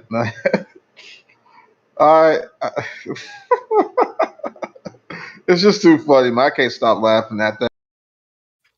There are two things that will never make any sense to me, and that's agnostics and non-cognitivists. Throwing away your ability to know anything is just so you can avoid believing in God. Is exactly no. Strange. Agnosticism and theological non-cognitivism is simply a ploy for people who don't have the confidence that they can defend the falsity of God. Okay, that's all it is. Like Boris. Well, they're acknowledging what you're talking about. They're acknowledging the impossibility of Impossibility of what? Wait a minute. Impossibility of what?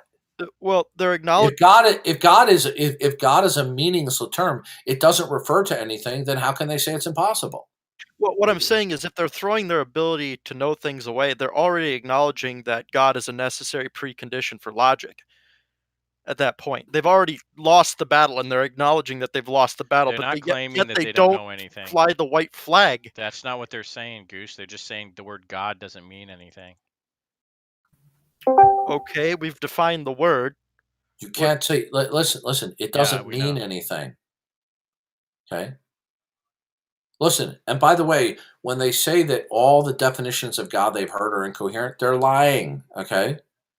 Because you could just simply say God is what is eternal and is a mind and is the creator. What's incoherent about that?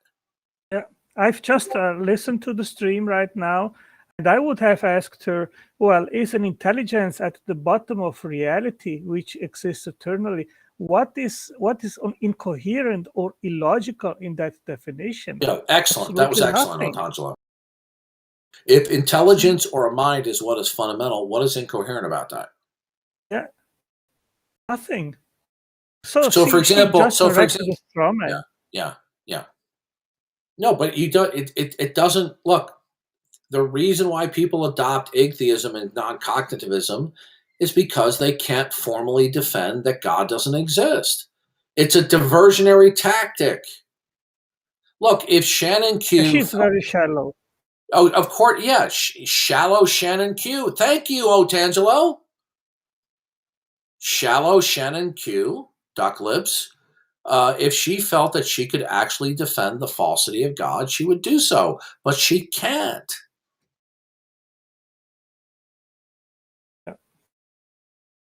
Wait, Tarnock, didn't you end up talking to her? I did. It was hilarious. What ended up happening? Well, she tried to pretend I didn't give a coherent definition of God, which I did, and she tried to rabbit trail, which I kept redirecting the conversation back to her claim about her positive atheism, why there's no God. She didn't want to substantiate it and kept trying to rabbit trail again, saying that I didn't have a coherent definition of God. And then I just Did asked you her. bully her, Tonlock? Did you bully her into answering your Yeah, question? I put her in the arm bar. And then, I got behind her and just dropped her with a suplex. But anyways, so when I was redirecting the question back to her positive atheism, she kept claiming that my definition of God was incoherent, and I just asked her, "Well, what definition of God did I give?"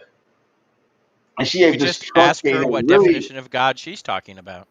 yeah, she gave this truncated, really horrible debrief analysis of what I said, and then I just asked her, "Is that all I said?" And then what do you remember anything else I said about how I define God? And her and the guy show she was on said no. And I was like, you need to listen carefully. You need to listen more carefully. And then she goes into her fake outrage mode and disconnects me from the call.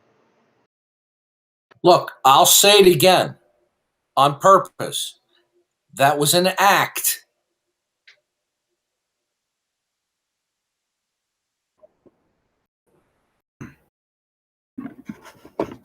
Yeah, but that's the call in a nutshell, though.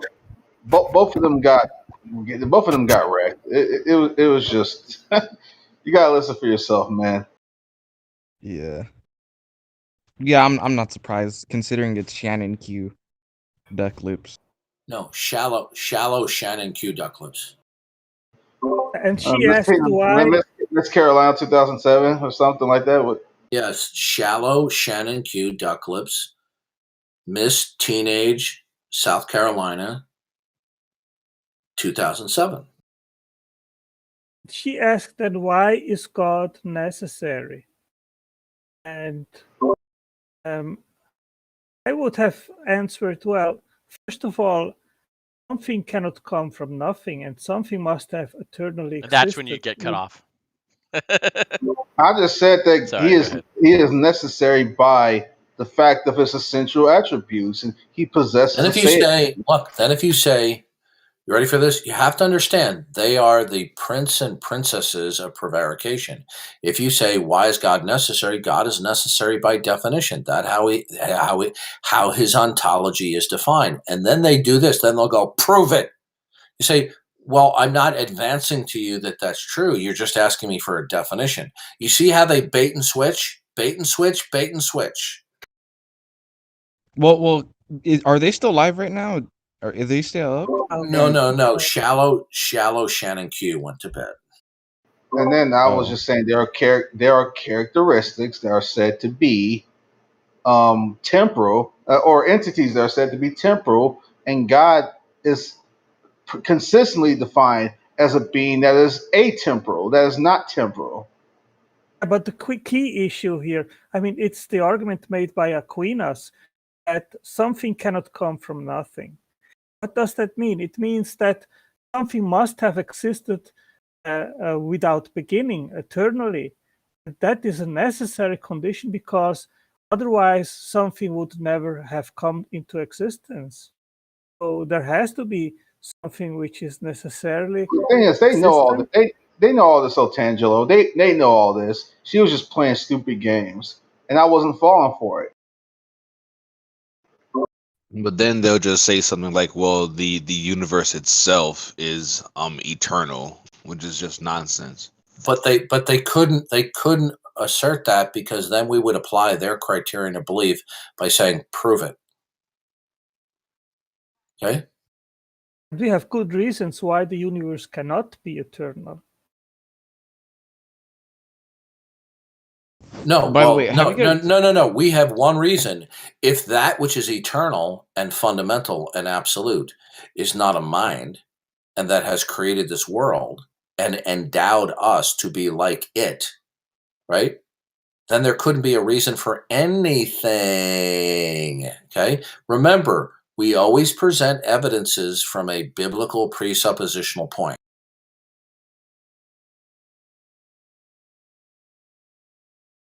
We're not making an abductive argument for God, that God is the best explanation of the facts before us. The argument is that because there's facts, then there have to be God, because there couldn't be facts unless what is fundamental is God. Why? Because then there would be no ultimate reference point in order for there to be facts. In the Christian worldview, facts are what they are because they start in the mind of God. They're then implemented in his plan of creation and his redemptive plan of human history. So God is the ultimate context from which facts derive and depend. If God is not acknowledged as the ultimate reference point, then facts have no ultimate reference point. Everything is shrouded in mystery. So you will not know what anything actually means. I would suggest, Darth, that you try to explain that maybe, I would not say more consistently, but in a way that a 6-year-old would understand that. He does. He asks people if you can have a contextless fact. I honestly think this is not so easy to grasp. You know why it's not easy to grasp? One very simple reason. Because unbelievers and even believers are so accustomed to thinking non-biblically. Okay? That's why. And we should need to try to go where they are. What does that even mean? What does that mean? In the way that it is easier, even for me, to understand why that is necessary. No, we simply say is this. When we approach them, the common ground is that we're made in the image of God. But there's not neutral ground, right? So what we have to understand is every moment we're interacting with them, we must be consciously aware that they are not being neutral. We are presupposing God for the following biblical or transcendental reasoning, and they are presupposing not God, okay? Now, we have grounds, okay, metaphysical reasons why we can say there is a God. But they do not have metaphysical grounds to say there is not a God. Okay? Okay. Now, Darth. So, yes. Oh, sorry. No, sorry. So you have to understand that whatever comes out of their mouth, they're either going to be presupposing that God is the concrete universal, or God does not, or they're presupposing God does not exist. They don't have to sit there and say, I know God exists. They just have to remove God from the sphere of rational discussion. It's kind of a quiet atheism.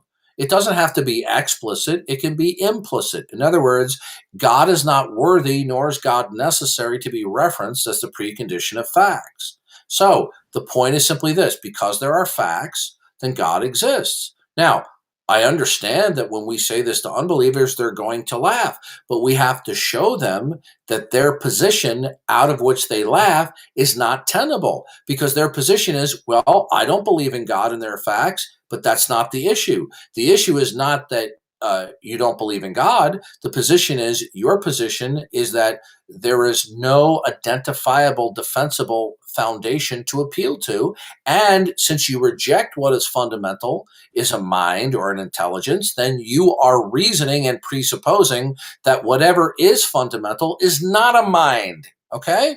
And if what is fundamental is not a mind, then there can't be any facts, because what is fundamental and not a mind could never be ascertained. It could never be specified. It could never be defended. It would just simply be absolute mystery. So if you say you have a fact, but it's shrouded or encapsulated in complete mystery, then you don't have facts. You can only have facts if there's a God.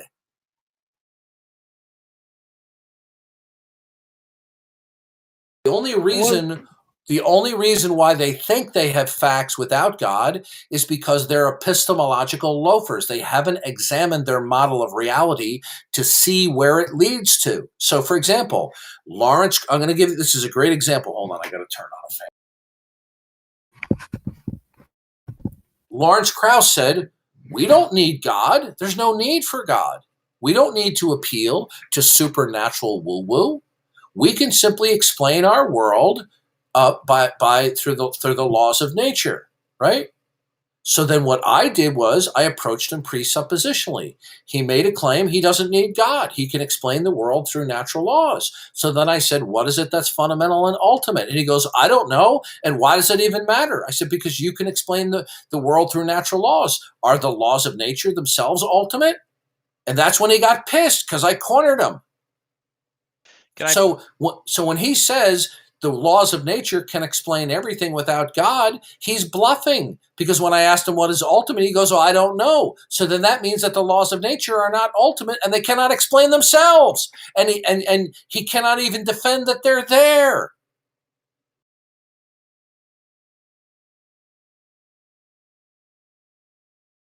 They're bluffing, guys. Of course, the laws of physics, they have to come from somewhere as well. So, Otangelo, you've said this before, that we need to go where they are. Well, where they are is in a world of facts that don't reference God. And so when we try to reason with them from where they are, they have all these facts around them, A, B, C, D, a whole plethora of facts, and none of them reference God. So the way they reason is they have fact A that doesn't reference God, fact B that doesn't reference God, therefore no God, right? So they have premise A, premise B, conclusion, no God. Okay? Now, if we go to them and start where they are, then we're going to present them facts that don't reference God. We'll present them fact B, premise B, plus premise C, fact C, therefore God. That doesn't follow. Okay? If they ask us if any of those facts, the premises reference God, and we say they do not, then the conclusion doesn't follow. Do you understand what I'm saying? If you conclude God, Darth explained that and said that if there are if there is a set of facts, none of these facts can be fundamental and primary, right? What we're questioning is, how do they start anywhere at all?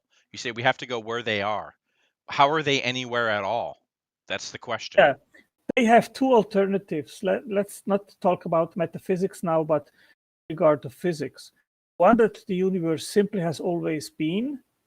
That would replace God as fundamental. The universe would be fundamental. Or there would be virtual particles. Listen to me. No, you're approaching this incorrectly, okay? That doesn't mean that you're not approaching it intelligently. I think you are. But you're falling prey to the influence of the evidentialists, okay?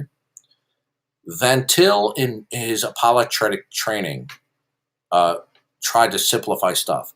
Always, always, always, always, in your mind, keep in mind the creator-creature distinction. Okay, that's rule number one. Right. The moment Adam was created, he was conscious of the creator-creature distinction. The result of the flaw is that the sin nature has blinded the unrepentant soul by his own autonomy not to always keep in mind the creator-creature distinction. Or they will, in their thinking, pervert the nature of the creator-creature distinction. So that's the first thing we have to do.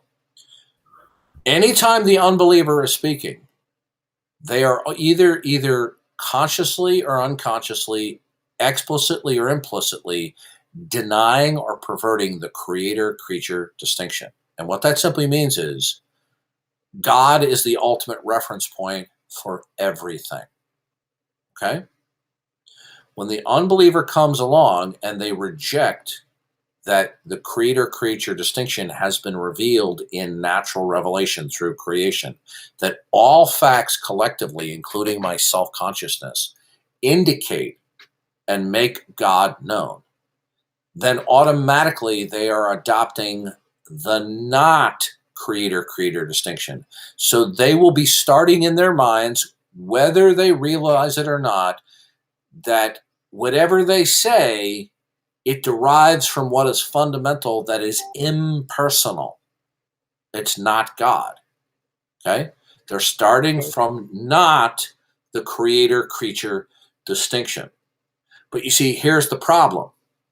Since facts require context for their instantiation, for their grounding, for their intelligibility, the metaphysic of the unbeliever has no grounding, because whatever chain of circumstances they appeal to justify a proximate fact, it will end in complete darkness and mystery. Right? Would also so be the problem of a never-ending chain backwards. So right. So the point is this: is they can't even identify or defend that there is something fundamental. Now they do believe something is they do believe that something is fundamental, because if they didn't, then nothing would mean anything. Nothing was in control or whatever. So they do believe, in fact, that something is fundamental, but they refuse to acknowledge that what is fundamental is a mind, because the moment you do that, you have to abandon your autonomy. You have to repent and acknowledge your creatureliness, and then recognize your culpability to the Creator. So whenever the unbeliever speaks, whatever facts he invokes, he might try to defend them by giving you several concentric proximate explanations, but the final most contextual explanations will be nothing. So Van Til calls those brute facts. And by a brute fact, it means that the fact in question has no ultimate explanation whatsoever for its existence. And it's having no explanation is a denial that it is a created fact. For the believer, there are no brute facts. There may be certain intermediary facts that we are unclear about. Like, I don't understand all the working components of my phone, okay? But that's not the issue. Those are not brute facts.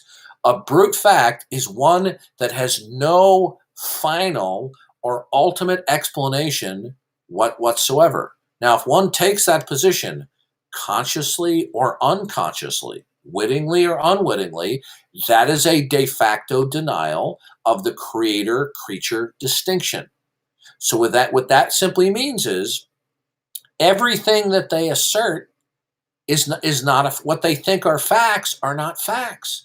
When they assert that there are laws of nature can explain everything, what I did with Lawrence Krauss was I brought him back to the creator-creature distinction without specifically identifying it. I did it in a roundabout way in terms of a philosophical question. Okay? He says, I can explain everything by the laws of nature. I don't need God. So I then said to them, good, what is it that's ultimate and fundamental, the source of all possibility? Right? He goes, I don't know. Well, then if you don't know what is fundamental, then how can you say the laws of nature then can explain everything without God? You see, I called his bluff.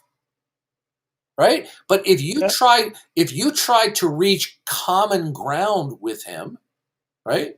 And you just do a mere evidential case through abduction and inference to the best explanation, they're just going to say, no, that's not the best explanation. You have to show them that whatever facts that they lay claim to, they have no metaphysical background information to support it. And in fact, the things that they do claim that they have access to or intelligibility, those claims violate their own criterion of belief, because their criterion of belief is you need to demonstrate to me what is fundamental. And these are my words, not theirs, but this is the idea behind it. You need to prove to me God exists. You need to prove to me what is fundamental and the source of all possibility, right? Now, when they assert facts, are they proving what is fundamental and the source of whatever states of affairs they're invoking? No, they do not. So the point is this: their position always is not coherent. their position is always a contradiction in terms. Okay? Because in order to be an atheist, in order to be an atheist, you have to lay claim that the existence of God has not been demonstrated. But then how has their ultimate foundational principle been demonstrated? The answer, it hasn't, nor could it ever. Therefore, whatever chain of sequences or relationships between anything is invoked, it's grounded in mystery. So they don't mean anything. They are brute facts. Now, here's a catchphrase from Van Til. Brute facts are mute facts. So they don't have intelligibility for facts. You can only have facts in God's world. Why? Is because facts are only what they are because they start in the mind of God and then they're implemented in the plan and creation of God. If one does not accept God revealed himself and that these facts are within the creator-creature distinction, then there is no model of reality. There is no worldview that they can place these facts. So they don't have facts at all. They constantly resort, oh, we don't know, and it is perfectly justified not to know. No, they're not understanding. This is like somebody who goes to their general practitioner, okay? And they have a life-threatening case of diabetes, and they think they just have a skin rash. And they argue with the doctor that, no, you don't understand. I feel fine. I run and jog, blah, blah, blah. And they're arguing with the doctor. I just have a rash, okay? The unbeliever does not realize, they are not cognizant of their metaphysical predicament. That in their not God schema, everything is unintelligible given their outlook. It's not that cars and dogs and cheeseburgers and clouds in the sky are unintelligible, but they're only intelligible if they're in the mind of God and in the plan of God where he controls everything. Because when they reject that, then there will be no rhyme or reason why anything is. Okay? Do you understand that? No God, and there's no rhyme or reason why anything is. Yeah. They go and say, well, we have evidence of reality of the physical world. They don't know they have evidence. Stop right there. How do they know the evidence exists? That's called evidence. Evidence means that there are causal connections and relationships between events. In order to have evidence for some things, you have to be able to connect the dots of certain particulars that are in existence. But you see, there is no ultimate reference point to connect the dots for anything. Now, do they have certain devout beliefs about how things are interrelated and interconnected? Yes, they do. But they cannot defend that. In other words, they're just adopting it by blind faith. The very thing they accuse God believers or Christians of believing in. So when they talk about the laws of nature, there are no laws of nature to defend. It doesn't matter what predictive capability you have because it's still an appeal to a string of consistencies, okay? Because for all they know, in a grand universe, in our little infinitesimally corner of the universe, it could be in this unimaginably gigantic universe that there's a string of consistencies that last for a period of time and then it stops, okay? It's that simple. So the point. There must be a starting point. Things to start to change. You're not okay. Listen to me. Listen to me. You're reasoning like an evidentialist. It's not just chronology. It's what connects the dots right now. Why is there a relationship between anything contemporarily? So it's not only chronological, but it's contemporary, okay? That's why God said, I am that I am, okay? Now, they just don't have a chronological problem. They do. They have a contemporary problem. They can't connect the dots to anything from their metaphysic. That's why Lawrence Krauss imploded. Because I said to him, what is it that's ultimate, that is the source of all possibility? He goes, well, I don't know. I said, then how can you say there are laws of nature? Okay. Now, what they will say is, at that moment. of course, because I had them cornered. But you see, at this point, what they do is they'll appeal to predictive capability. And we have to explain to them, yes, you do have predictive capability, but that does not logically necessitate, therefore, laws. When someone asserts a fact, there's many layers that they're asserting, and many contexts that they're implicitly asserting. If I say there's an apple on the table, there's more to that statement than just what meets the eye. I'm asserting that there's classes of things, that there's matter, that there's causal connections between events. These are states of affairs I'm asserting to be the case, to have facts. Do any of those things exist for their facts? Anytime a proposition is made that reflects the nature of existence, right? If we are not invoking the ground of all existence, we're not invoking what is fundamental and ultimate, the source of all possibility, whatever else is invoked will always come pregnant with other premises that are inherent but unstated for the proposition's viability, okay? And in the Christian worldview, that outermost unstated premise, or sometimes stated, is God himself, okay? For the unbeliever, they think because they devoutly believe that certain dots are connected in our world, that will provide context for their facts. But we have to show them that they don't have a metaphysic that can logically necessitate that the dots of reality are connected in any way. All they have is a devout belief that this is how things are. Now, if you listen, I want you to listen tomorrow to the Bonson-Stein debate, okay? And you will hear Gordon Stein state. Now, Gordon Stein was probably one of the most eminent defenders of atheists in that time frame in the 1980s. He wasn't a philosopher by formal training, but he was probably the most well-read atheist probably in the Western world, if not the world. And when Greg Bonson confronted him about laws of nature or the regularity of nature, he says, that's just the way things are.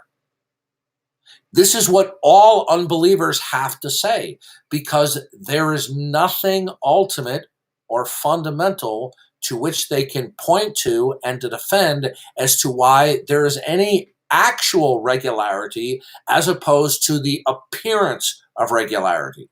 We have to say to unbelievers, in order for you to claim that you can have intelligibility for God, okay, you're going to have to claim you have intelligible facts. And the regularity, right? So in life, in order to be intelligible, there has to be regularity and some irregularity. There has to be continuity and some discontinuity in order for there to be intelligibility for facts. So in this case, the continuity that we're talking about is the regularity of nature. So the unbelievers, they devoutly believe that the regularity of nature is real. Even children believe this, okay? Now, they should believe it's real because God made them to think this way. But you see, when they abandon the creator-creature distinction, they have no worldview basis to establish the actuality of the uniformity of nature. Why? It's because what is it that fundamentally exists, that is absolute, that will impose and secure the regularity of nature or the regularity of existence that they devoutly believe in, okay? Other than the fact that, you say to them, the regularity of nature is either real or it's not real. It would be illusory. So in order for it to be real, as opposed to an illusion, then there must be something that imposes it, that it itself will not change. Because if it does change, then out goes the window of the regularity of nature. Okay? That's why the Bible says Jesus Christ is the same today. He's the same today, yesterday, and tomorrow. He's referring to the immutability of his essential characteristics. So the unbeliever has no, let me just finish this. The unbeliever has no worldview or metaphysical basis to ground that the uniformity of nature is real. Go ahead, Parakeet. I was just going to ask, do you understand what Darth means by illusory? That it's real rather than illusory? I'm sorry, could you repeat? Somebody sent me a DM. I was just asking Otangelo in the room in general if they understand what you mean by that it's real rather than illusory. No, I would like if that could be exposed. Okay, so, we go on a cruise ship and we go into the casino and I roll the dice 20 times and it comes up 7 times. Excuse me, it comes up 20 times 7, a winning roll. Now, the casino manager is now going to think that I'm cheating, that the dice are weighted, they're fixed, that the outcome of the happenstance is by necessity rather than by just simply randomness, okay? Now, that's an illustration, okay? So, now, either the sequencing of existence is through necessity, law, or it's just happenstance, and the happenstance of our minds is simply trying to impose there's necessity where none exists, okay? Right? Now, people reject this because they reason probabilistically, right? It doesn't matter that they reason probabilistically. Probabilistic reasoning will not get you a logically necessary conclusion, okay? Probabilistic reasoning will not get you a logically necessary conclusion. It might be a very powerful way to persuade somebody, but it won't get you to a logically necessary conclusion. So for the in the creator-creature distinction, God is the one who institutes all of the particulars, and God is the one who imposes the unity and continuity amongst the diversity of stuff. God is the one who imposes the categories, classes, and universals among all of the independent particulars. Okay, so the unity among diversity starts in the mind of God, and then it's imposed by his plan of creation. Remember the creator-creature distinction. When they reject that, right, they just simply take it for granted that they don't have to defend it. It's just a given. And for example, Rousas Rushdoony references this in a footnote in the first part of his book, The One and the Many, that there are certain foundational beliefs that unbelievers have that they just think it's perverse to even invoke and ask them to defend it. It's like they believe that certain foundational parameters of existence so devoutly, it's like, what are you talking about? It's like you're insane. But you see, the unbelievers, when they reject the creator-creature distinction, they have to start from scratch. Okay? We cannot grant them that there is any state of affairs that exists that doesn't have God as the ultimate reference point. And by that, I mean that these states of affairs start in the mind of God and then they're imposed by the plan of God. Right? So the point is, when they assert facts, generally, they're always going to be implicitly asserting lots of states of affairs that, as Darth says, are pregnant within those asserted facts, like laws of nature, causal connections, continuity through time, all these sort of things. But those themselves would be asserted facts without them providing a context for them. Right, those would be facts that are asserted in a not God world. They're going to have to justify that those facts actually exist. Look, recently I saw an atheist say singularity was just there. It was eternally there, and then suddenly. Okay, good. All right, good. So here we go again. What they're relying on is the prophets of science and their magical powers to look back in the past. All this is just simply a materialistic, mechanistic extrapolation. It's not logically necessitated. They don't even know that singularity even ever existed. No, obviously, the singularity is simply a placeholder. Okay? Now, here's the problem. Whatever states of affairs exist is because they have been imposed by the plan of God. Okay? Now, for example, suppose I get mugged on the sidewalk and I'm robbed. Now, God does not want that man to sin against me. But his very existence, okay, and that there's metal in the world and that there's guns, it's all a part of God's plan, right? But you see, in the unbeliever's worldview, there's nothing that ties everything together. Now, in their mind, there is, right? And it's because they devoutly believe it. Well, good. I don't care that you devoutly believe it. Explain to me, what is it that imposes the unity among the diversity of existence? Explain to me, are the laws of nature that you see, Lawrence Krauss, this is their mentality. We don't need God. We have the laws of nature can explain everything. Matter, energy, causality, laws of nature. And laws of nature would also include an appeal to biological evolution, right? Say, fine. Are the laws of nature... Darth, when you say unity amongst the diversity in that statement, are you meaning sort of all the different foundational beliefs like laws of nature, causal connections? Yes. So all the different ways things are unified. Anything that unifies two or more things, and that the unity is real and it's imposed and secured, as opposed to it's just devoutly believed or imaginary.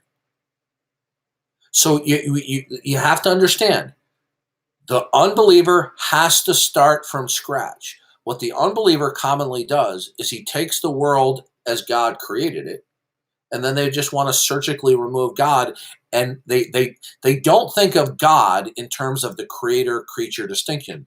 They think of God as the grand poobah of the universe, okay, and that he's simply the biggest, the baddest, and he's going to come and get you if you don't worship him, right? But that's not the creator-creature distinction. The creator-creature distinction is that only God is ultimate. Only God is fundamental. Only God is absolute. And everything else derives and depends for what it is and its relationship to other things. It starts in the mind of God, and then God implements it in his plan of creation. Now, when the unbeliever rejects the secret sauce, okay, then they cannot claim to be making Kentucky Fried Chicken. All right?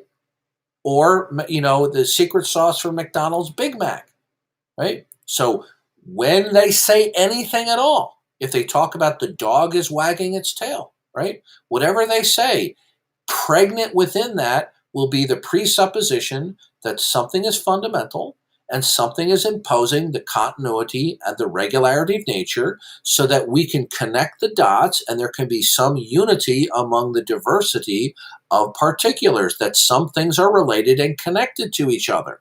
But you see, where does that come from? If it doesn't come from the mind of God, then where does it come from? Okay? Now, at this point, you have to remember one thing. The central most motivation that they have is not intellectual. Okay? It is rebellion. Okay? Now, they even mock and ridicule this, right?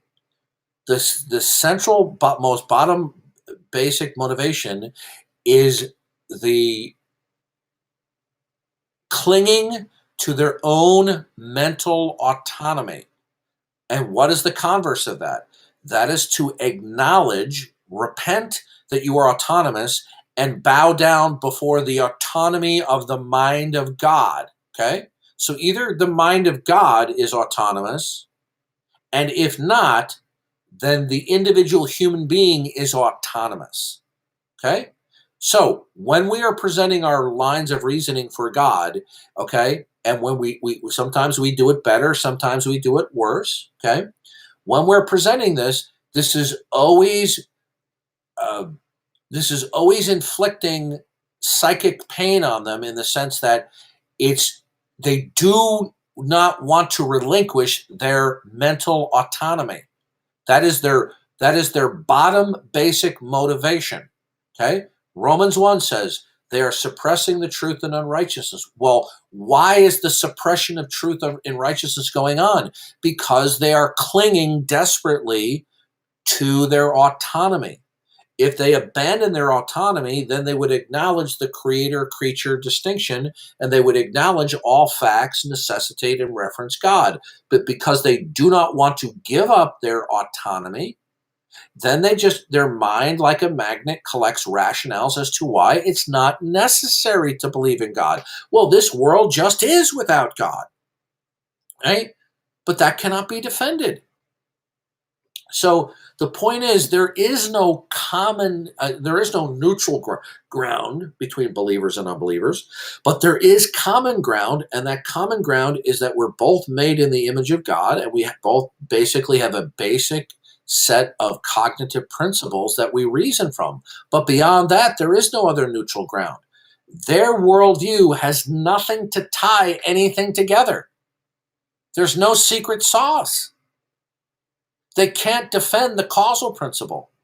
They can't defend the uniformity of nature. They can't defend that there are universal, invariant, absolute laws of thought. And if they can't do that, they can't defend any fact, even saying there's an apple on the anything. Now, Van Til goes on to say that there are unbelieving researchers and scientists who, through great mental effort, learn an enormous amount about God's world that it would take through studying, in spite of the fact that they're inconsistent in their metaphysic. Or, for example, there are certain atheist logicians who, through rigorous contemplation and introspection, come up with certain rules or principles that they recognize are, at least as far as they think, are universal about how God made us to think, but they don't acknowledge God. They can discover things about how God made us, including our how we reason and have cognition. Their inconsistency with God as creator doesn't prevent them from discovering things about God's world. But the things that they do declare are intelligible and meaningful are unintelligible given their rejection of the creator-creator distinction. Things can only be meaningful and intelligible within the creator-creator distinction. Now, if somebody balks at that, now the question is, okay, you're making a counterclaim. How is anything intelligible apart from the creator-creator distinction? And they will laugh and say, well, I ordered a pizza and I don't believe in God. So you're not understanding it, okay? In order for pizza and ordering things to be meaningful, that means that certain things have to stay the same over time, okay? Including our apprehension of them, right? Well, the question is there something that's fundamental that imposes regularity? Okay. Do things stay the same? The point is this: even when we deliver this devastating critique of their position, they still are in defiance. Okay, because they would rather embrace. That's what I saw today with Jefferson Spatchcock. Yeah, he has actually read the book.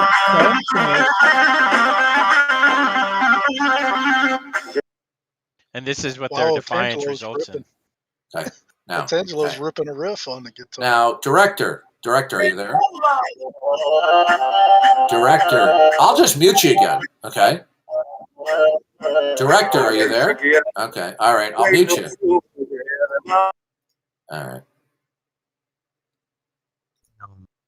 Simon, you can't have contradicting tags. Yeah, I'm going to try it one more time. Hold on a second. Director, are you there? All right, okay. I gave him 3 chances. Now he's banned. Okay. The point is this: is that unbelievers are so craven in their rebellion that even when faced with metaphysical implosion, okay, and I'm not referring to Judgment Day, although that is included. Even when facing metaphysical implosion, where everything they say is absurd, it can't be grounded in anything, they would rather embrace absurdity than relinquish their autonomy and repent and turn to God, their creator. And they're actually atheists. After speaking with Darth, I've heard them. They'll concede to this. They'll say everything I say, my world's absurd. And what the next thing they say is, you too. Yeah, and so is your world. So in other words, the bottom line is simply this: They want to rationalize that we're doing a God of the gaps. No, we're not. We're not saying that there's certain features of the world that we just simply don't understand. Therefore, God did it. What we're saying is that unless what is fundamental is a mind, okay, and it's the creator, and it takes the initiative of revealing itself through various means, that unless that's true, then what is fundamental could never be identified, it could never be defended, and we wouldn't even know if anything is fundamental or not. We would simply be in an ocean of chance. And so you would never know if what appears to be a fact is just illusory. You don't or not. know. So in other words, there's no final frame of reference why anything is. Now unbelievers reject this because they generally are either not careful thinkers, or they're just so craven in their rebellion, they're just thinking of what can I say to neutralize what they're saying. Now, to prove my point, go on to Zach King. It's a YouTube channel. He specializes in brilliant optical illusions.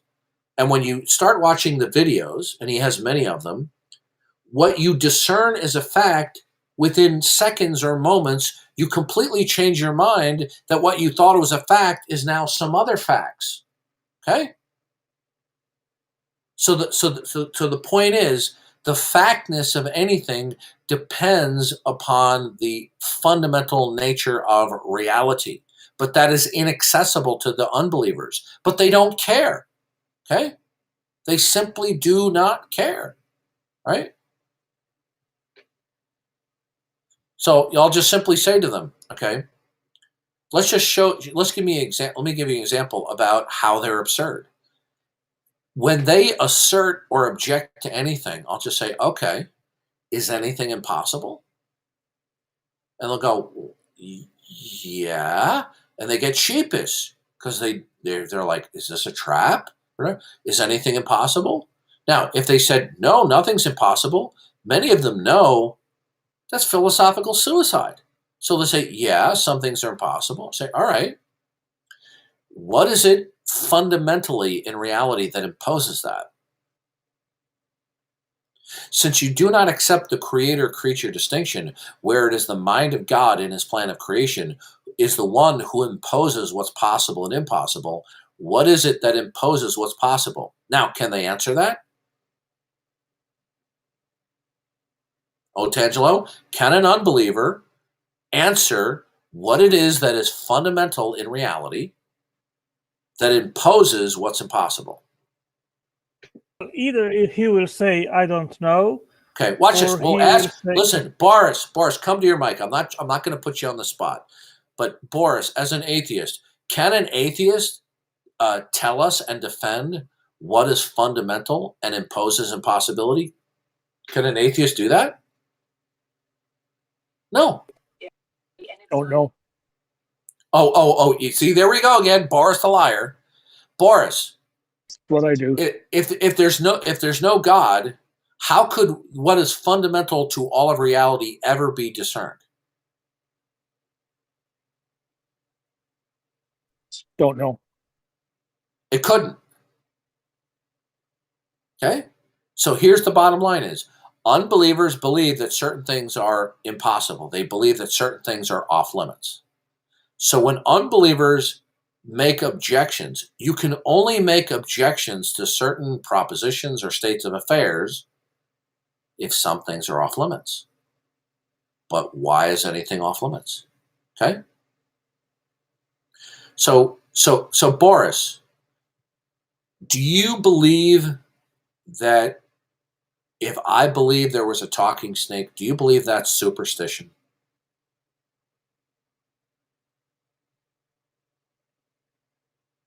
I think it'd be pretty weird, but I don't know if it's superstition. Okay, do atheists regularly depict that as superstition? The time. Well, they have, sure. it. You know, if they're talking about the Bible, they consider it myth or something. Okay, atheists depict the miracles in the Bible as superstition. Okay? That's not in dispute. Now, in a world where nothing can be identified and defended to be fundamental, and that fundamental thing would impose what's impossible. If what is fundamental is inaccessible, then why would anything be off limits, Boris?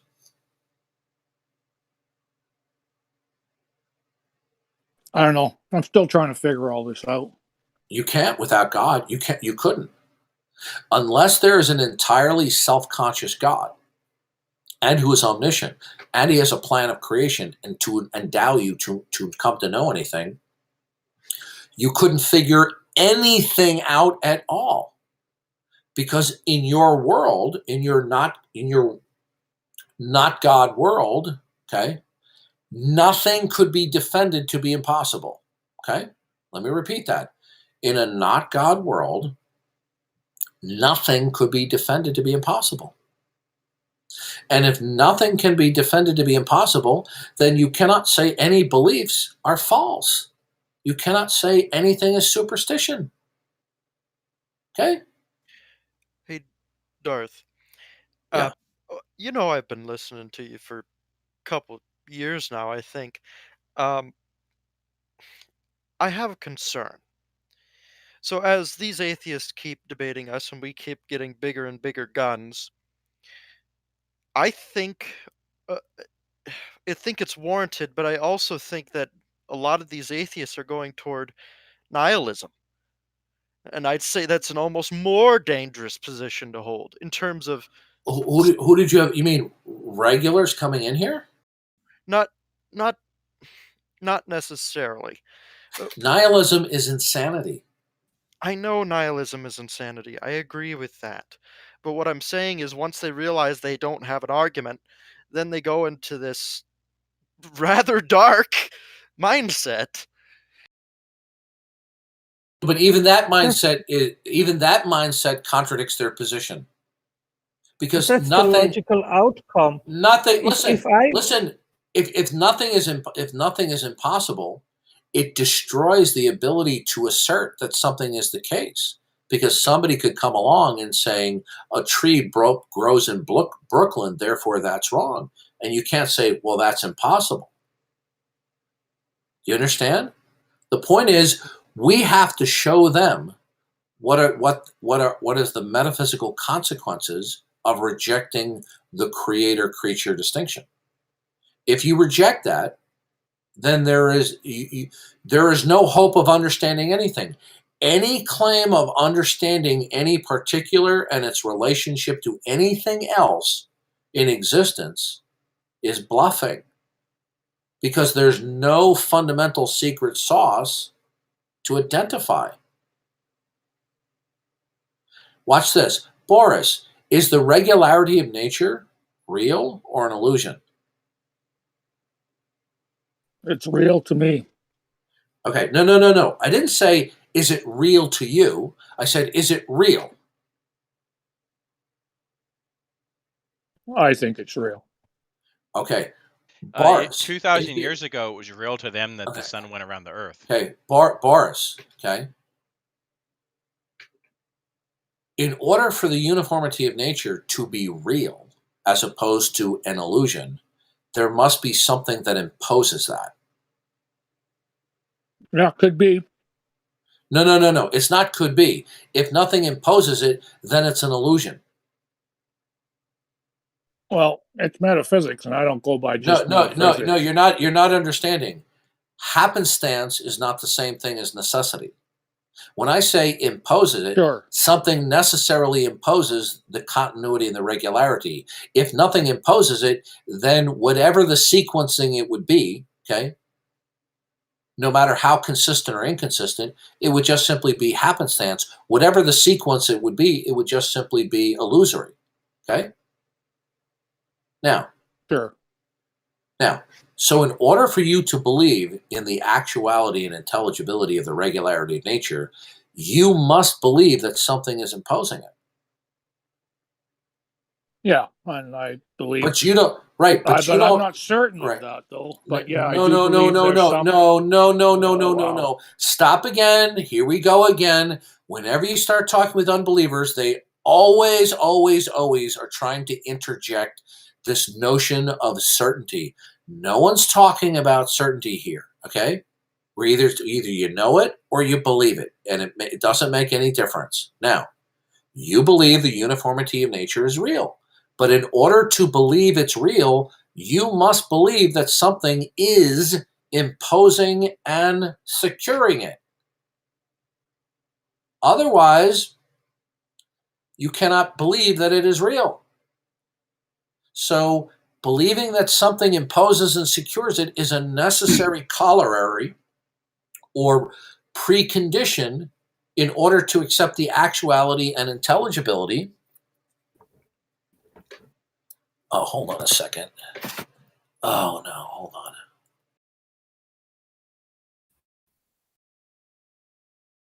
Oh, isn't that funny? I thought my screen was failing and I had a big black dot on it and it was just the icon on the Discord screen.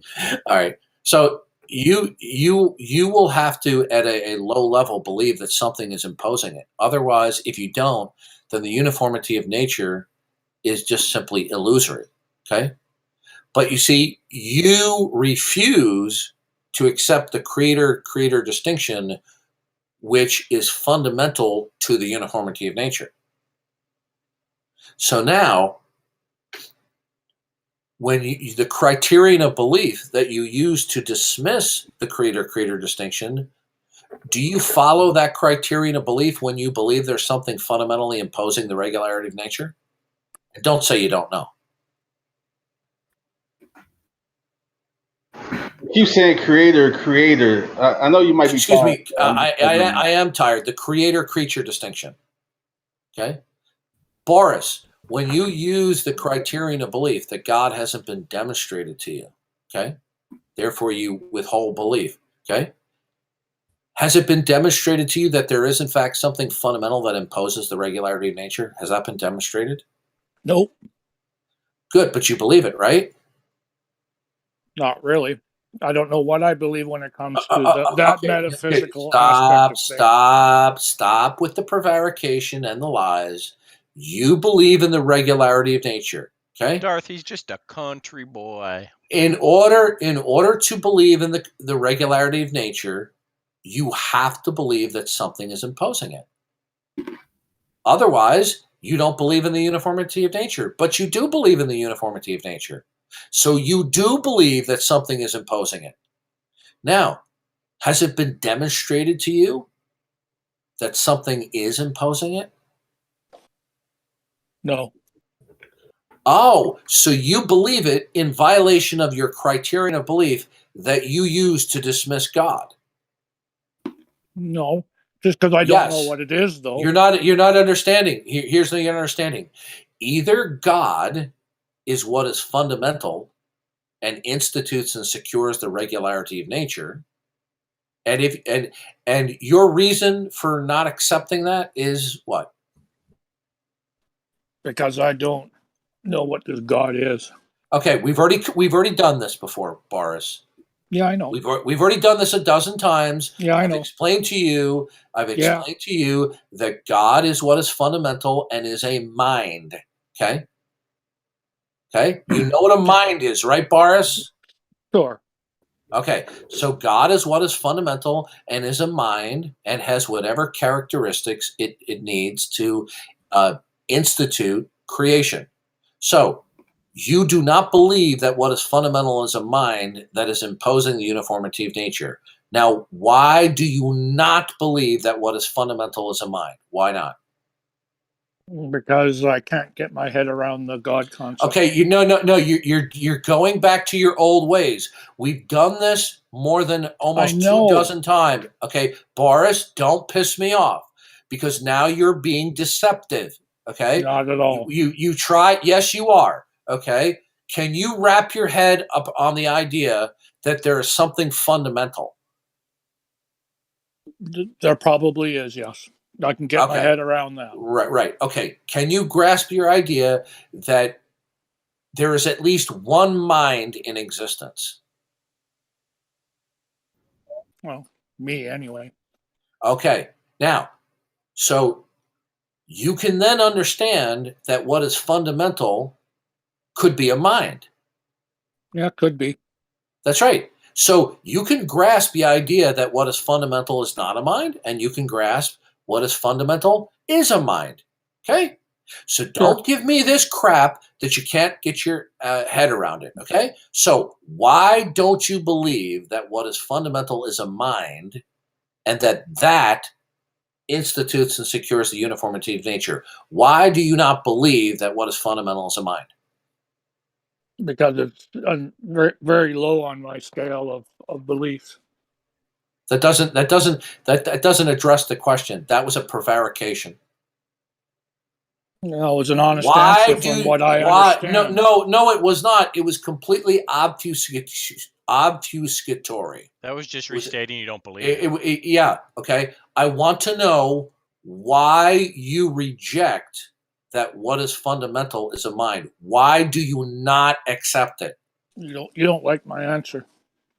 No, you can't give that answer because that's been debunked. Saying you can't get a handle around it because we've already debunked that. We've already discussed that 24 times, Boris. Yeah, I said that it could be, but it doesn't mean No. have Okay, confidence Boris. in that. Now, I want all the believers in the room to notice here the prevarication and the obfuscation. This is what they do. Okay, because I'm narrowing the focus of the metaphysic, and he's uncomfortable in honestly answering the question. So rather than honestly answer the question and face the implications, he's prevaricating. Okay, this is what Boris does. This is what all atheists do. Boris, do you believe that what is fundamental to everything is a mind? Do you believe that? No. Okay. So then you believe that what is fundamental is not a mind? No. Yes, Boris, because if you don't believe that it's a mind, then you could only by default believe that it is not a mind. No, it's I don't know. Okay, I didn't ask you if you know it. I asked you what you believe. Well, I can't believe one or the other. Did I ask you what you know? Well, knowledge is a subset of belief, right? I didn't ask you what you know. I'm asking you what you believe. Now, I don't believe either. Okay, that's a lie. No, it's not a lie. How can it be a lie? Boring. You are lying. No, here's why. Okay, because you do not accept that what is fundamental possesses a mind, but you accept that what is that there's something fundamental. Sure. There's no ground for neutrality here. Well, there is if you don't understand it. No, you're not understanding. If you don't, right, I'm not understanding. Listen. Right. If I don't positively believe that what is fundamental is not a mind, but I believe something's fundamental, then that means I believe it's a mind. This is not like an even or an odd number of gumballs in a jar. That's a category error. So, yeah, I realize that particular thing. Listen to me. You can't be neutral about what's fundamental. Either you will adopt, okay, if you don't believe that what is fundamental possesses a mind, then you will believe that what is fundamental does not possess a mind. And when you try to feign neutrality, you're only doing this to hide what you really believe, because you don't want to face the questions or ramifications. You as an atheist believe that what is fundamental is not a mind. That's your position. What if I say I'm stupid and I don't get it? No, because you're lying. You're lying again. You see, this is what you atheists do. You atheists are shameless. You guys are absolutely shameless about prevaricating, obfuscating, and lying. If you don't believe, okay, look, if somebody says, I do not believe that it's necessary to reference God as the precondition of all facts, then that means they believe facts are independent of God, right? You can't be neutral. Well, you can be neutral towards things you don't understand. No, okay, Boris, listen carefully. Boris, do you hold a positive belief that it is necessary to reference God as the precondition of all facts? No. Okay, then that logically commits you to the belief that facts are independent of God until shown otherwise. I got to change my headset. Okay.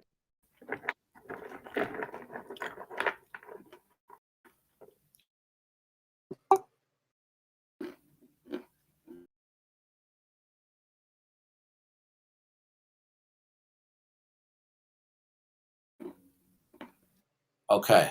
I got a quick question about that. Like, if he... Hold on. I don't want to lose my train of thought. Just put that on pause. Boris, if you don't positively believe that facts necessitate referencing the necessity of God, then that leaves you in the default position that you believe that facts are independent of God. Are we clear? Well, you can say that, but since to me all that stuff is the God concept is hard for me to get my head Okay, but Boris, you're falling back on your old deceitful ways. Why do you and that's think I not good. come here, though? Okay, Boris, listen carefully. You're prevaricating again. You believe that. Do you believe there are facts, Boris? Yeah, I suppose. Yeah. Do you believe that facts all necessitate referencing the necessity of God as the precondition? Do you positively believe that? Well, it's like you're No, asking the me answer to. is the answer no. Both are no. I can't accept No, either side of that. Bob. That's incoherent to say that because then there wouldn't be facts, Boris. Then there wouldn't be facts. Yeah, but you're saying that I have to believe in Boris, God. I want you know what? I why do you want think every I'm here? believer. I want every believer. No, maybe you find my voice sexy. Okay. Now, well, you got me. Now, I want all the believers in the room to notice the prevarication and the obfuscation to escape the obvious. You see, this is the extent that sinful human beings will go to when they want to preserve their autonomy. Okay? Because listen, facts can only reside in a world that are either dependent or independent of God. Because if you tell me you don't believe that facts are either dependent of God or independent of God, then you have no facts, Boris. Then you can't speak, Boris. You can't say, I can't wrap my head around that, because that's invoking a fact. Facts either have to reside in a creator-creature distinction. Facts either have to necessitate referencing the necessity of God, or facts are ensconced in a world that they're independent of God. You can't have your cake and eat it too. This is not a debate over even or an odd number of gumballs in a jar. So you believe there are facts. So if you believe that they do not necessitate referencing God, that is the equivalent of believing that facts are independent of God.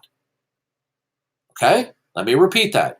If you don't believe that facts necessitate referencing God as the precondition of facts, that is the equivalent of believing that facts are independent of God. Are we clear, Boris? Well, I don't believe either because I can't. Okay, all right. Bye-bye. Can I tell you why, get out of here. He can't help himself. He's such a damnable liar. Did I not just explain to him that if you say I don't believe either, but you see, does he go through his daily life thinking there aren't facts? Well, I kind of like how Boris sits and listens. I think if he sat and listened long enough... He'll be back. I didn't ban him. He'll be back. But he's a liar. He's a pathological liar. I feel like he's also feigning stupidity at the same time. Of course he is, because we've had 24 discussions where he goes, I just can't wrap my head around the God concept. Okay? Now, they desperately want to represent their position as neutrality because they know they cannot defend the falsity of God, right? So they want to say, "Oh, we're neutral." Well, then there's no place for facts then, because facts are either derived from God or not. And you say, "Well, then if he says I don't believe either, then you don't believe there are facts."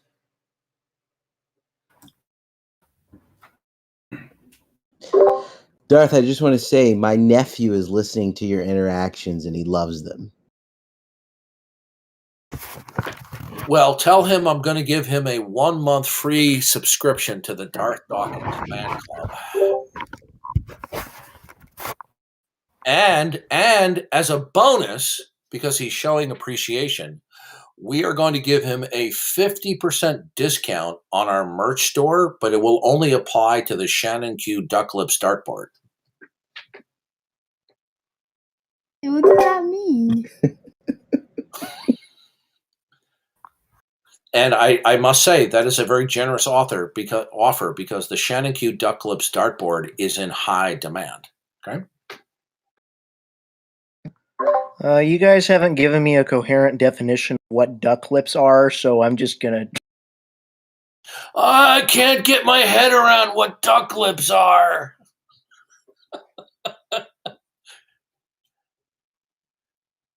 Tonlock, are you there? Earth to Tonlock, are you there? Yeah, I'm here, man. What's up? Okay. I'm going to do an impersonation. I want you to have to tell me who this is. Tonlock?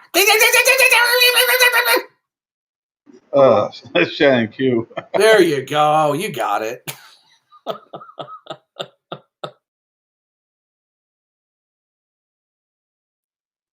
Well, if she's resentful or angered because we affectionately call her Shannon Q Duck Lips, then may I suggest that you stop puckering your lips like you're a 16-year-old girl pretending to be Kim Kardashian? Okay?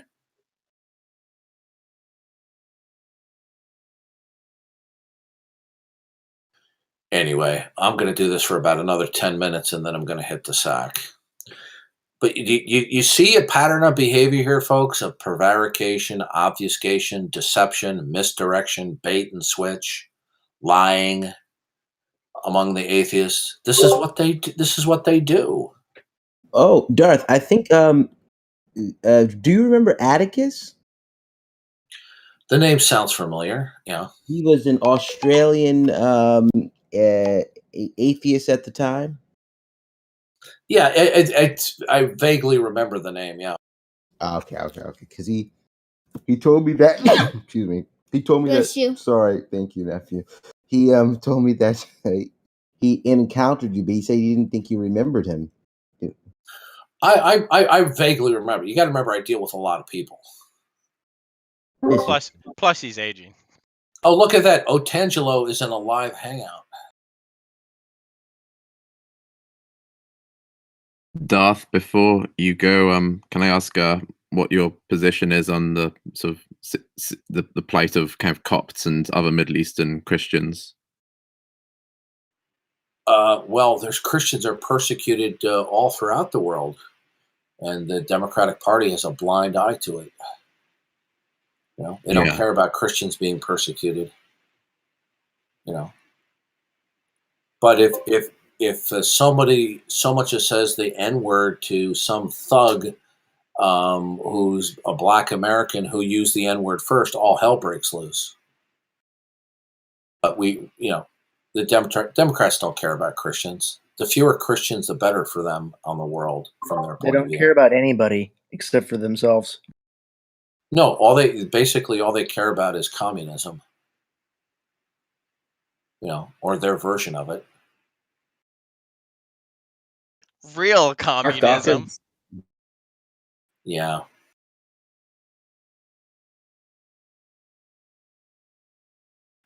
Well, So, the good news is Joseph Stalin, Mao Zedong, Madeline Murray O'Hare, peace be upon her, may her soul rot in hell, Christopher Hitchens, and all the other glorious atheists and unbelievers, they're going to get their comeuppance, okay? Because they did not repent and turn to our loving Savior, okay?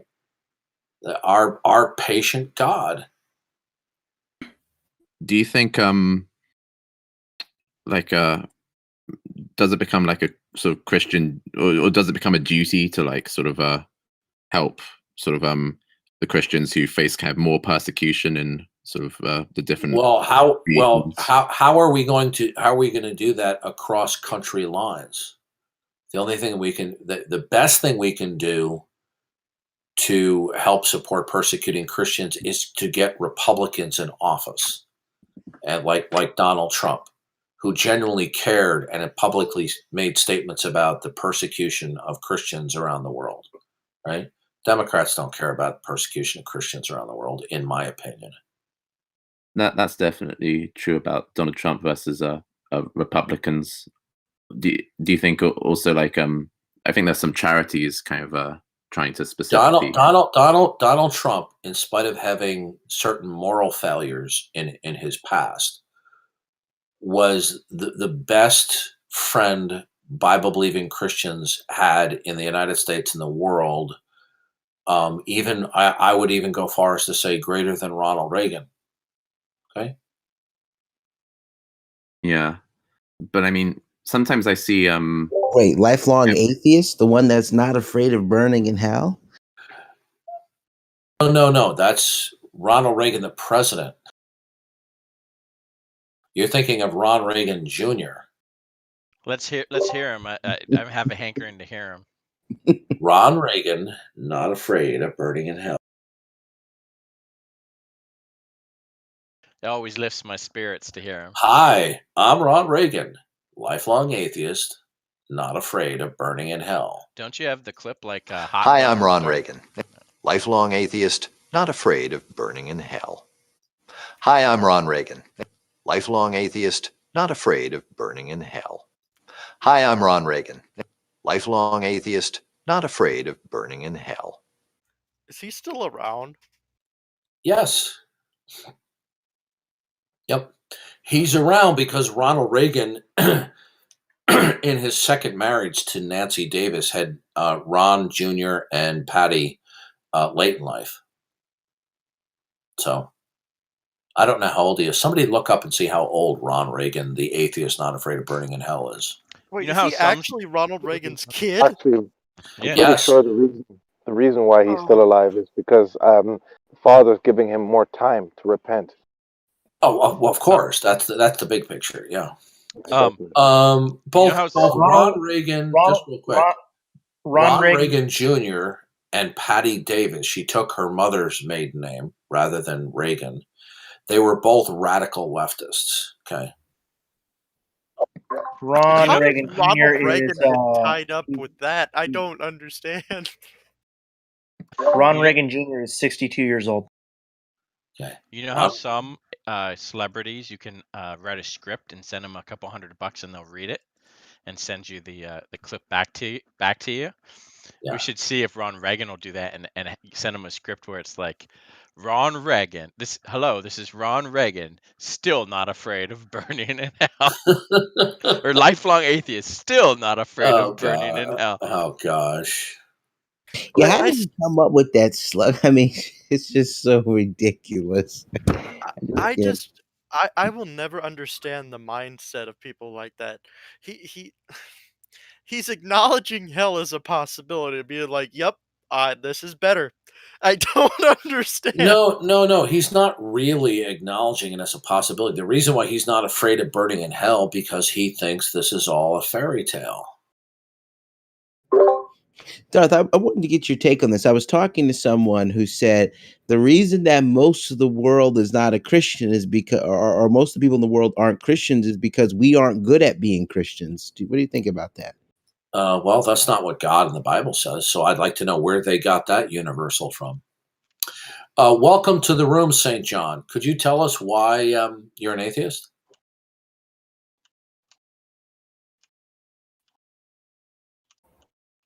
St. John. That is a very strange name. Are you there, St. John? He changed his name. His name originally was St. John, something else. Yeah, are you there, St. John?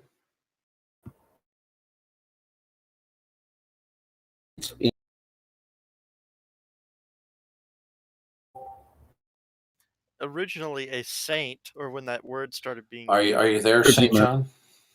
Yeah, you're breaking up. I'm sorry.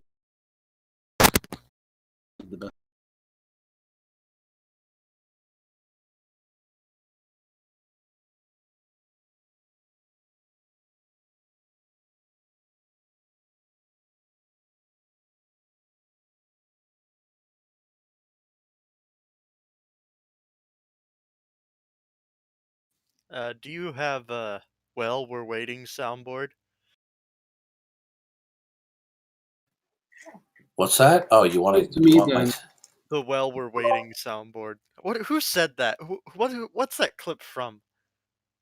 Was it Tim? So much later that the old narrator got tired and they had to. That's a good one too. But there's like Okay. one by. Well, let's have a. Why don't we have a clip? We have a clip. We've been pretty mean to. What did I call her again before? Shannon Q. I'm tired. What did I say? The prefix shallow. Oh, shallow Shannon Q. Duck lips. I've been pretty rough on her, so why don't we let her speak for herself and defend atheism? Go ahead, shallow Shannon Q. Duck lips. Please defend atheism. Well, a very, very heavy debatation tonight. We had a very Darrison. But let's go to Terrace Chase and look for the bit. They have the pit. Thank you, shallow Shannon Q. Duck lips. That was a very good defense of atheism. How old are you? How old am I? I'm almost 60. How old are you? I'm more than 60. Childish. Now, so can you tell us about your atheism? Tell us why you're so childish and mean.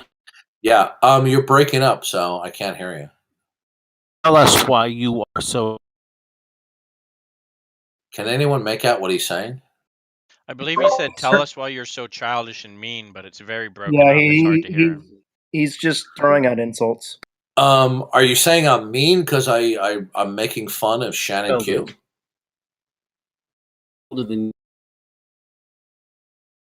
Dude, you're like back. Yeah, dude. Yeah, you're breaking up. I don't know. Turn off auto transmit and switch it to push to talk or something, because it's like half, more than half. Yeah, you select push to talk. Do you know how to do that? Go down to the gear setting, the user settings at the bottom.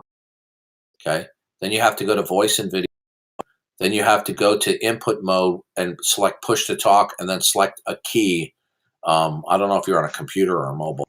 That way, we'll be able to clearly hear your insults. Otherwise, it just doesn't have the same effect.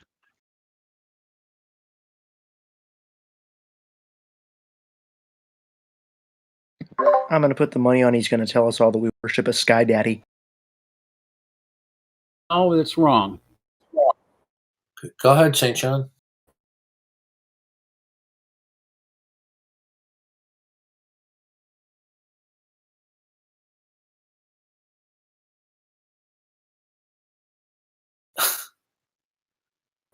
Maybe he's still working on it. Yeah. I usually don't approve of animated GIFs, but I have to admit I like Darth Starkiller's Joker eating popcorn listening in. Well, we're see, for those of you who don't know, Ted Knight was a comic genius in the Mary Tyler Moore Show. He was brilliant. Okay, St. John, are you there? Yes.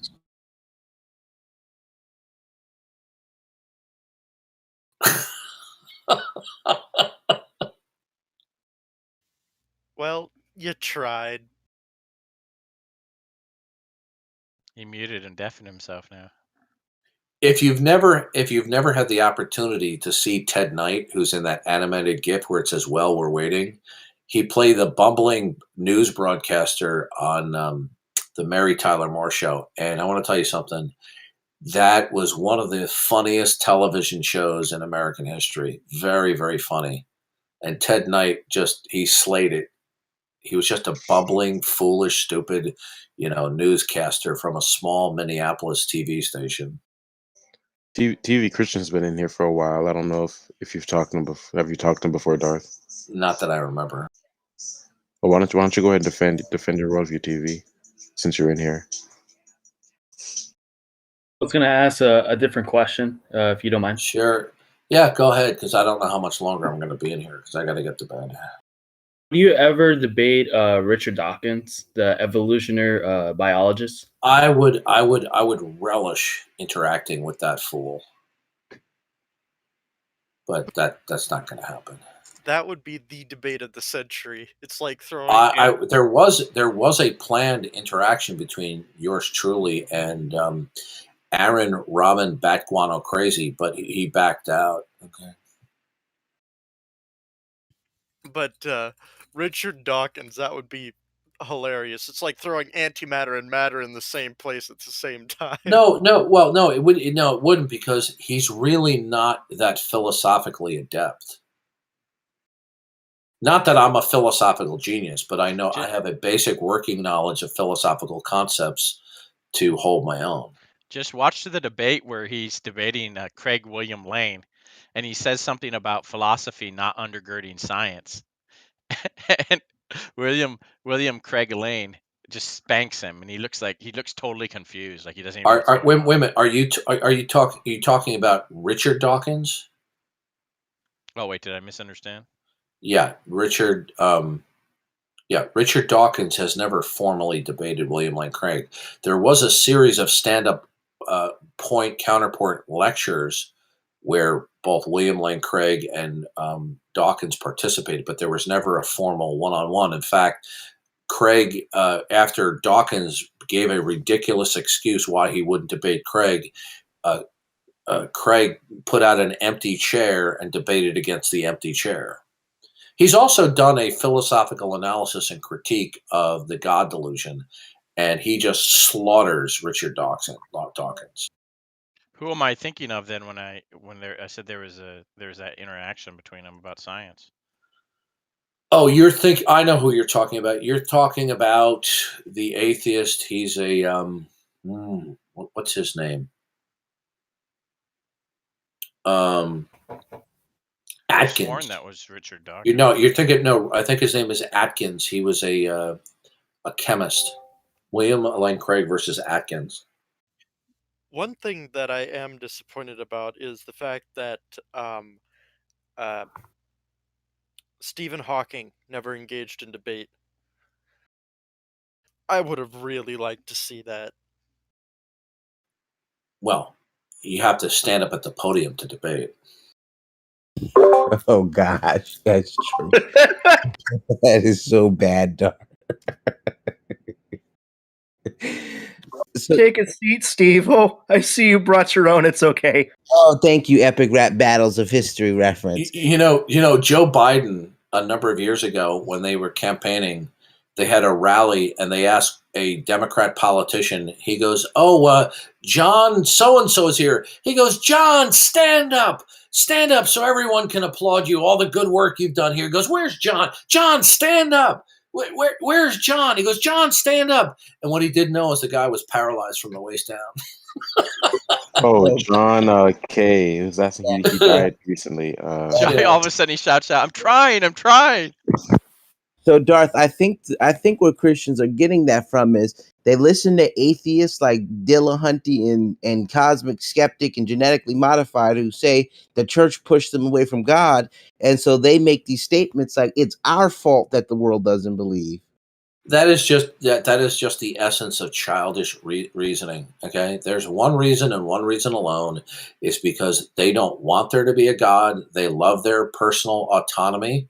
And the only alternative is to acknowledge the autonomy of God. And so they will collect any sort of catchphrases, platitudes, cliches, any rationales to assuage them as to why they don't have to believe in God. But none of them hold water. St. John, are you still there?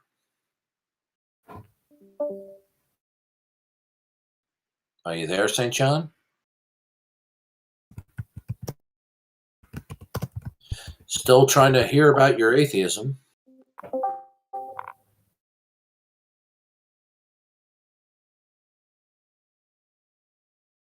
Maybe ask the night manager in the nursing home if they can help you with your internet connection. Darth. He probably took too many Seroquel. It's probably his bedtime. Oh, that's nasty. You guys are so terrible. Seroquel is strong stuff. Not that I've ever tried it, but I know that's strong stuff. Oh my goodness! Wow. Yeah, you know.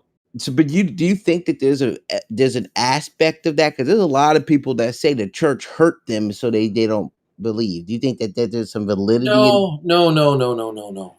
I think that most of your YouTube atheists simply they're doing this as a vicarious form of revenge against their religious upbringing. Do I think that they were mistreated? Well, I haven't heard any clear examples that they were. I just think that it's clear when you listen to a lot of them, some of them have this resentment toward whatever their religious upbringing was, right? And in fact, when you listen to their deconversion stories, don't you just love that word deconversion, like they were just taken from a cult? They always want to embellish, their personal biography of how they came out of religion, or they go recovering from religion. I mean, how many of these people can bona fidely explain that they're in some religious cult where they were brainwashed and brutally mistreated, psychologically or physically, So Every Sunday they had to go to Sunday school, darn it. Yeah. So when they talk about recovering from religion, I don't take them seriously. I really don't. Okay. You know how many people have left certain fundamentalist backgrounds, whatever they may be, and they go on with their merry life and they just put it in their past. They don't bother to think about it. Why? Because they're not resentful and they want to go on and have meaning. But these people just whine, cry, and bitch about their upbringing, and that's why they call it deconversion and recovering from religion. Everything is hyperbole with them. Everything is embellished about their background. This is why I don't believe atheists when they tell their background stories. Now, have you caught anyone who was embellishing, like examples you can think of? Not like you could find in a court of law where they're perjuring themselves, but you can pick up nuances.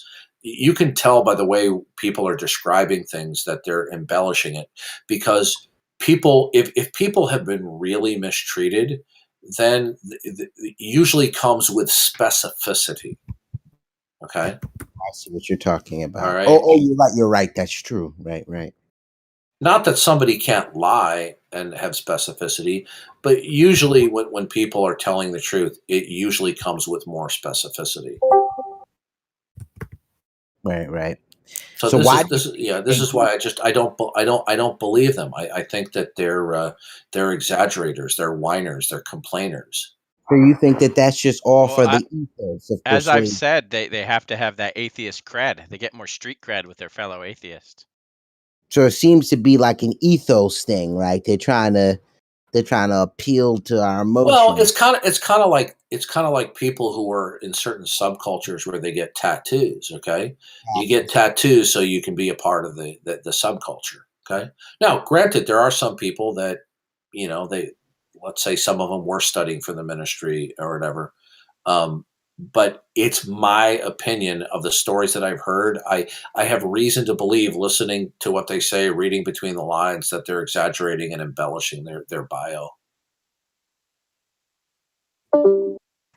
Yeah, because I want to call into Dillahunty's show, and I'd love to just test him on these theological terms, the simplicity of God, the immutability of God. I just want to see how he responds. He'll never let it happen. Okay. What do you mean? Oh, you'll be canned so fast. Well, this is how he survives. Okay.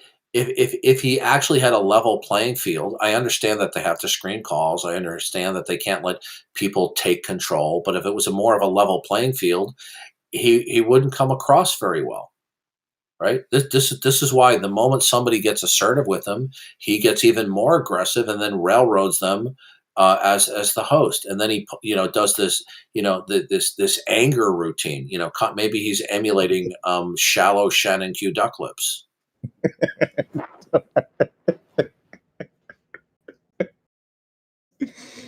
Oh my goodness! He just. I mean, I'll never forget. I asked shallow Shannon Q duck lips.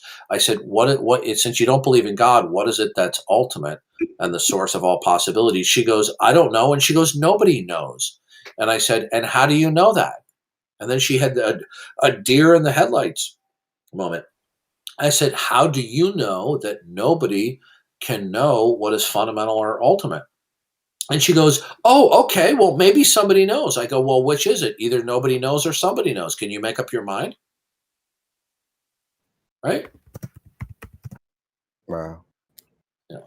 So that's why it's fitting to call her shallow Shannon Q duck lips. Their anger routine. Oh my goodness, that is so funny.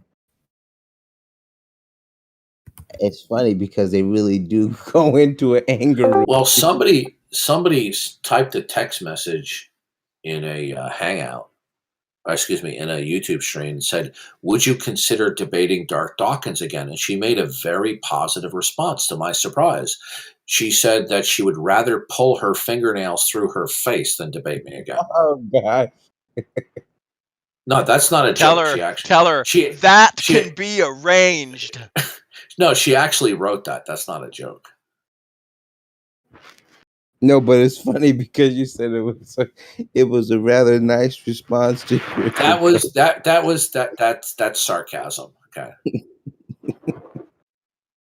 Oh my goodness, these people are insane. But I have to give her credit. She's quite the actress. She knows how to turn on the hostility and her fake outrage. I mean, take Otangelo. Okay, Otangelo is such an just a he's a sweetheart. He's such a nice guy, and she went full witch mode on him when he made a point that made her boyfriend Paulo Gia look like a deer in the headlights, and she just went nuts.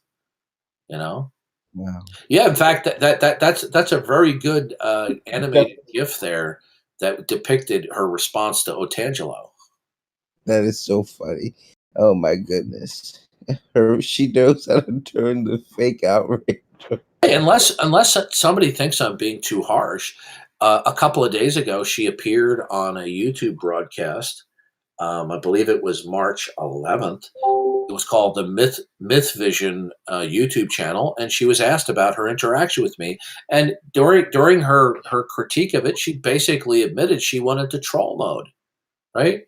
And she said she didn't use the word troll, but that's the gist of it. And that she went into troll mode because she wanted to circumvent my motives, which means she's motive mining and psychoanalyzing, So that's why I call her shallow Shannon Q duck lips, because she's shallow. Okay. She gave Tone Loco heel. She totally went insane because we made one comment. Oh my gosh. She really tried to No. She was pissed because she knew that he was a part of a group that we were live streaming and laughing and ridiculing her stupidity. And she was momentarily angered about that. But she had to find a fake reason to get outraged visibly on camera. So she lashed onto him when he said, you need to pay more closer attention. And then it was just fake outrage. Okay. I love you. You say it like you have experience with that fake outrage. Well, I've seen it before. Look, I listen to a lot of the atheist, YouTube stuff while I'm working, when I'm not, and there's just look, these guys are all trying to either get Emmy or Academy Awards with their acting. And that's what I pointed out, that this whole fake anger thing, because what's his name, Matt Dillahunty. When I see his debates, a lot of times, a Christian would bring up the point that is like, Yeah, Matt, you don't want Christianity to be true. Nothing would convince you. And then Matt Dillahunty would go into this fake tirade and say, how dare you say I don't want to believe this, or how dare you say I don't want this to be the case. I'm just as interested in the evidence as you are. That's It's a just lie, it's because fake no, that's a evidence. lie. It's fake. No, that's an absolute lie, because in his tirade against mommy and daddy for sending him a birthday card with Bible verses on it, he said, even if Jesus Christ was true, I still wouldn't worship him. That's what he said. He did say that. Oh, wow. Yes, he did say that. And I'm quoting him verbatim. And he wasn't talking about Jesus Christ just being some messianic figure. He's talking about every character quality that is ascribed to Jesus Christ in the Bible. If Jesus Christ was true, I still wouldn't worship him. That was the context, all right? Well, the Pharisees knew him and they hated him too. Wow. Well, you know, the good news is this, okay? The good news and the bad news. Both Matt Dillablovian and myself, excuse me, are in our 50s, and we're going to be leaving this planet in all likelihood before most or all of you, okay? And he's going to meet his maker soon, okay? He doesn't have much time left on the planet, and neither do I. You know, from a broad perspective of life, and he is in for an eternal rude awakening, and he will have no one to excuse but himself. Wow. Wow. The fake outrage. I just love that. That is, you know, 2 seconds after he dies, he's going to go, damn, I should have listened to that birthday card. oh gosh, that is so terrible. Oh my goodness.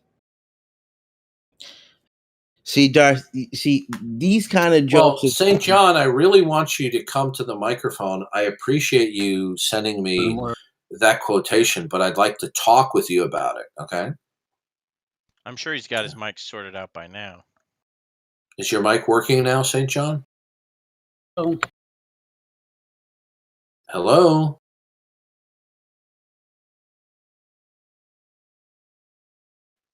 Did you fix your mic, St. John?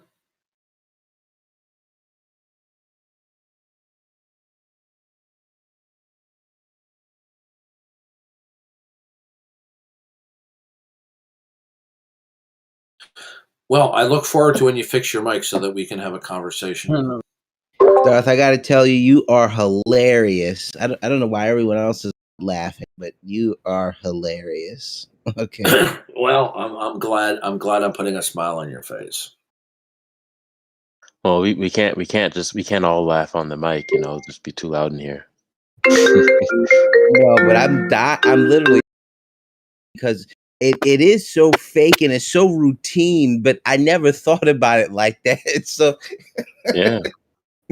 Well, I'll be honest with you. I do like making people smile and laugh, and I especially like exposing the lies of the atheists and the unbelievers. Okay, because our ultimate goal is to glorify Jesus Christ as Lord and Savior, right?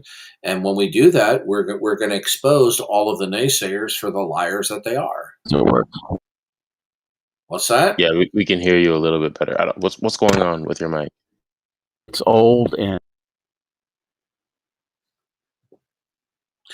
Well, you sent me a message critical of the God of the Old Testament, or the God of Abraham. Unfortunately, Abraham is the God. Yeah. Unfortunately, whatever criticisms, whatever criticisms that you have of the God of the Bible, whether it's the Old or the New Testament, it would be meaningless. I have no criticism. Okay, wait, why are you talking while I'm talking? Why are you talking while I am talking? Okay? Now, whatever critique or criticism you evaluate or hurl at the God of the Bible, it will be meaningless, because there is no external standard that is objective and that would be obligating and binding to the God of the Bible. So all you would be simply telling us is that if you were God, you would run the world differently, and you would have a different plan of human history and human redemption, and that the God of the Bible's unfolding plan of human redemption, including the details in the Bible, do not measure up to how you would do things. Well, that's just a claim of megalomania on your part. Oh, it's a claim of megalomania on your part because I didn't see a damn word of it.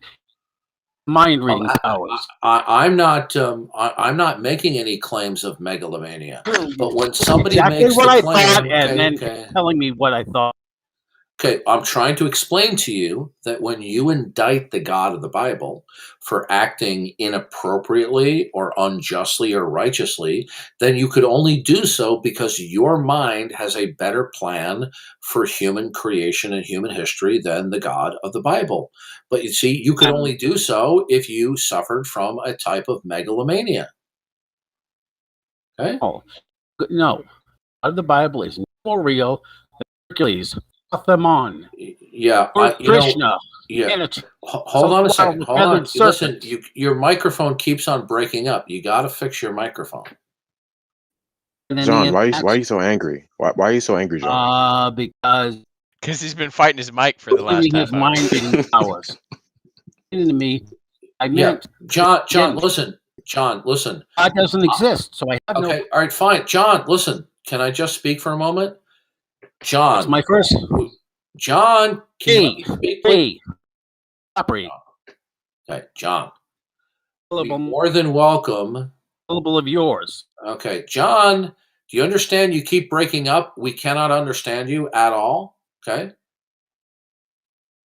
It's your mic is not intelligible. Now, we more than welcome your disagreement and you're challenging us. We truly welcome that, okay? Because we like vigorous discussion and debate. But when your microphone is of such poor quality, we can't do it. The green square is lighting up here.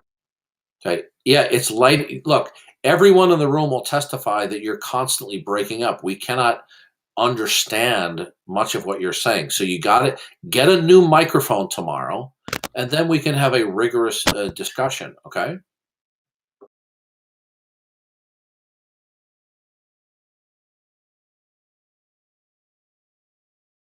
Yeah, we can only hear about 1 or 2 words before you just break out. We can't hear anything. I mean, it's nothing personal. It's just your mic just doesn't work.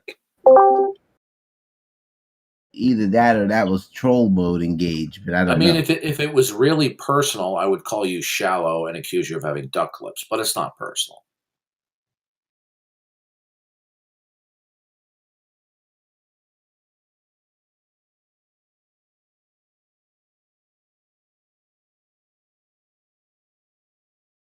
No, but as I survey the atheist YouTube shows on a regular basis, it never ceases to amaze me how shockingly shallow and imbecilic these adult atheists and their reasonings are. I mean, they're just monumentally pathetic. They have no idea how poor philosophical reasoning that they have because they're not really exposed. Well, give it a try. Sure. Better? No, you're still breaking up. Are you using push to talk? Yeah, you got to get a new microphone, John. Agree.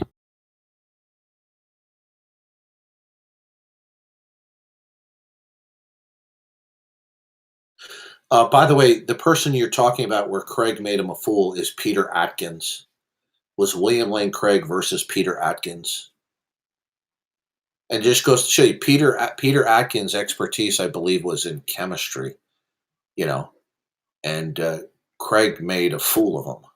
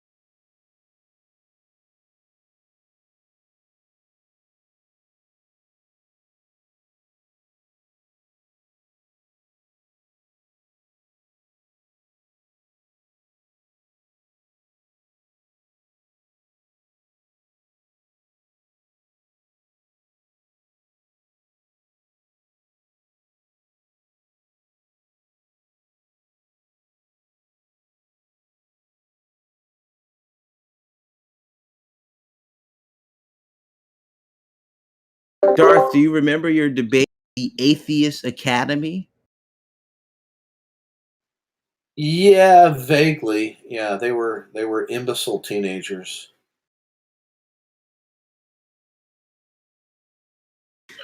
The Atheist Academy. Can you believe that? There's an academy for Yeah. Do they have a headquarters like the Canadian Atheists do at a P.O. box at a 7-Eleven? It's not a joke. It's true. Yeah, but I love these I guys. I think I directly asked them, or somebody asked them, why do you list it as your headquarters when it's a P.O. box at a 7-Eleven? Yeah, that was me. Does anybody think that he has satellite office buildings for the Canadian Atheists all around Canada, or is it a home office where he has a filing cabinet with his 32 members, of the Canadian Atheists? Oh God! Yeah, you laugh. He said he was asked, "How many members do you have for Canadian Atheists?" And his answer was not quite 100. When he was further questioned, he said, "We're approaching 50, which means it's probably 14 people." Wait a second. Not quite 100. What kind of non-answer is that? Yeah.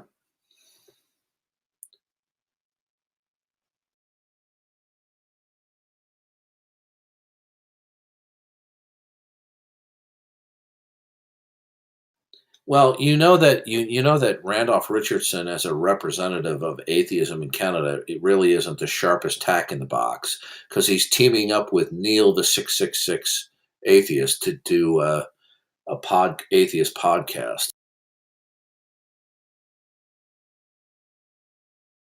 So, Darth, who would you say was an atheist that you had the most fun intellectually or most challenging? Would you say Floyd FP or someone around those ranks? No, Floyd wasn't challenging. He's just arrogant and obnoxious, like rolled into a like a Chinese egg roll just in one. That's all he was. He's mostly obnoxious. Did you listen to the last encounter we had? I did not listen to that yet. Oh, well, you don't know what you're missing. Oh my gosh, he goes nuts. Okay, you got to listen to that. Wait, let me look at it. That was either here or in the politics chat's former server. Let me see if I can find it. I think. Oh, well, I just have to warn you. You better be careful. You're going to laugh so hard you'll hurt your side. So he stopped arguing against the Bible and prophecy like he always is trying to do. No, he has a deep-seated hatred for the Bible. It's. I find it very. I mean, of all the atheists we've encountered, he hates Christianity with a passion. I'm telling you, most of these online atheists have a vendetta. Not all of them, but many of them do, and they're doing what they do. It's a vicarious form of getting even. It's so fascinating. I have a friend named Katie, and she's an atheist, and and I talked to her about her atheism. She says to me, I swear to you, and I don't make fun of her when she says it to me, but she says the biggest reason she's an atheist seems to be cosmic skeptics' belief that the animals suffering, because she grew up on a farm, and she says the fact that God lets these animals get killed is she just will never worship and serve a God like that. Okay, so she's suffering from megalomania too. It's insane to me, but that's why listen. They just want to say that an all-loving God, an omniscient God, an only wise God wouldn't do it the way they think. They think that they could do it better. Okay, and you see, here's the problem: they don't connect all the dots. They're not omniscient. So this is just people who attempt to castigate the God of the Bible for his either conduct or commands in the Old or New Testament. They're just blowing smoke. This is just megalomania. that they're doing. They have no objective grounds to say that God is acting inappropriately or that he could have done it better. Okay?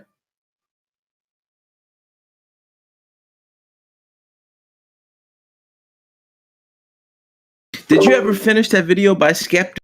Says, if Christianity No, it was so stupid I couldn't tolerate the rest of it. I mean, I have a threshold for some stuff, and I can listen to some stupidity, but stuck on stupid, I can't keep listening to. But he went to Cambridge, Darth. Don't you understand that? So what? He's credentialed. He has an English accent. Yeah, well, I had an interaction with Massimo Pallucci, his 2 PhDs, yet I had him cornered and he ran away like a Girl Scout. So what? Yeah. Oh, today, I think, was it today or yesterday? Can't remember. They had I think it was today. They had a British philosopher come on, and I had him cornered too. And the moment I had him cornered, then they kicked me from the server, and I was not being rude.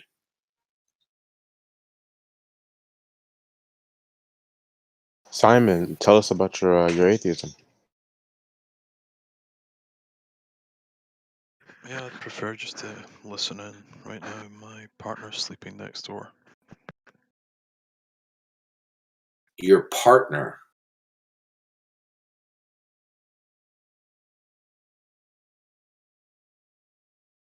Is your partner a human?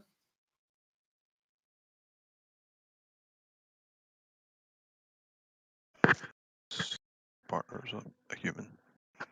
A female. Well, if you look at his avatar, it's a duck, so maybe it's Shannon Q. There you go. I have to be careful because after a certain period of time, what I call Shannon Q duck lips is going to grow and grow and grow. So now it's shallow Shannon Q duck lips. We've also added shallow Shannon Q duck lips, Miss Teen USA, South Carolina, 2007.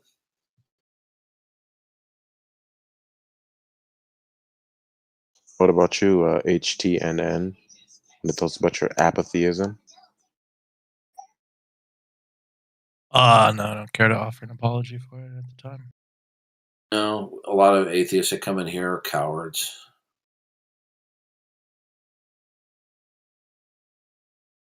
I mean, there was a day, Darth, and they would challenge you rigorously. It's almost as though they've been scared away. That's amazing. Well, the more I debate atheists, I'm learning how they think, and they're actually giving me the information that I need to defeat them. Because all I have to do is hear what they have to say, okay, and then compare what they're saying to the creator-creature distinction, right? And then what they say becomes unraveled. Now, what do you mean you compare to the creator-creature distinction? The creator-creature distinction is that there's eternal God. God is what is fundamental, and everything else that's possible or impossible emanates from God's mind and is implemented in his plan. When they make certain propositional claims, okay, I compare and contrast that to the creator-creature distinction, meaning that whatever they say, it can and does not emanate from God's mind and his plan of human history. So then the question is, what metaphysically grounds it? What is the metaphysical context for what they're asserting? Okay. And the answer is nothing. They're bluffing. They're blowing smoke. They're like little kids who have stolen cookies from the cookie jar. They got crumbs all over their mouth. And the mommy says, "Did you take a cookie?" And they go, "What cookie, mommy?"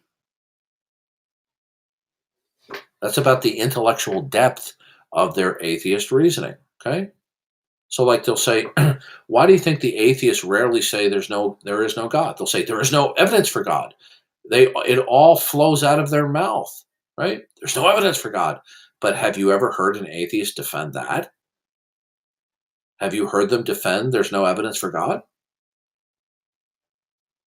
No, you don't, because it's indefensible. Only if the creator-creature distinction were real could that statement be defended?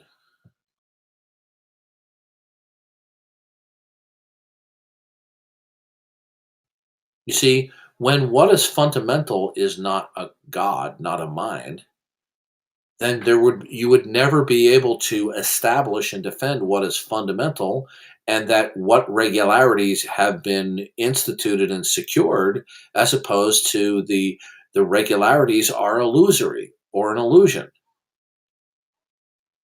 So everything they say, when they say it independently of God, they're blowing smoke.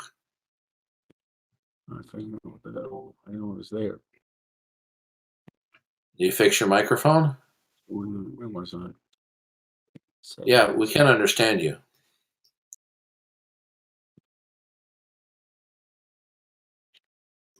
I think your quality's better, but you need to turn it up now. You need to turn up your microphone. Oh, now he deafened himself. I have a feeling, having heard what he said before, he might have to take his meds.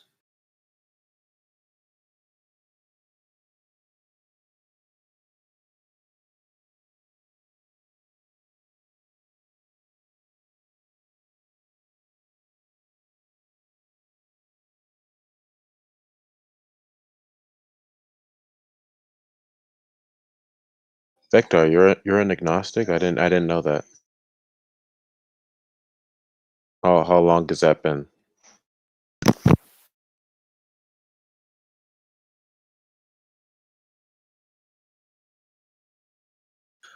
All right, guys, listen, I gotta get to bed.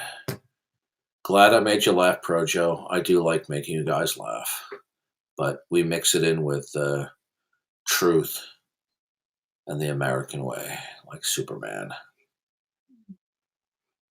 All right, Darth. Good night.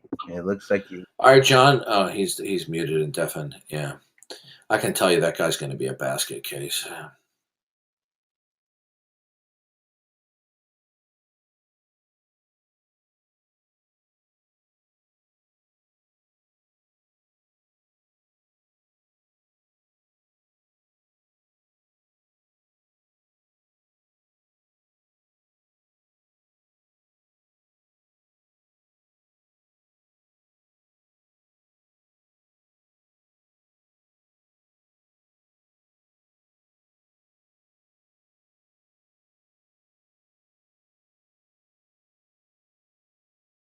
Guys, I'm just letting you know ahead of time. You're all dismissed.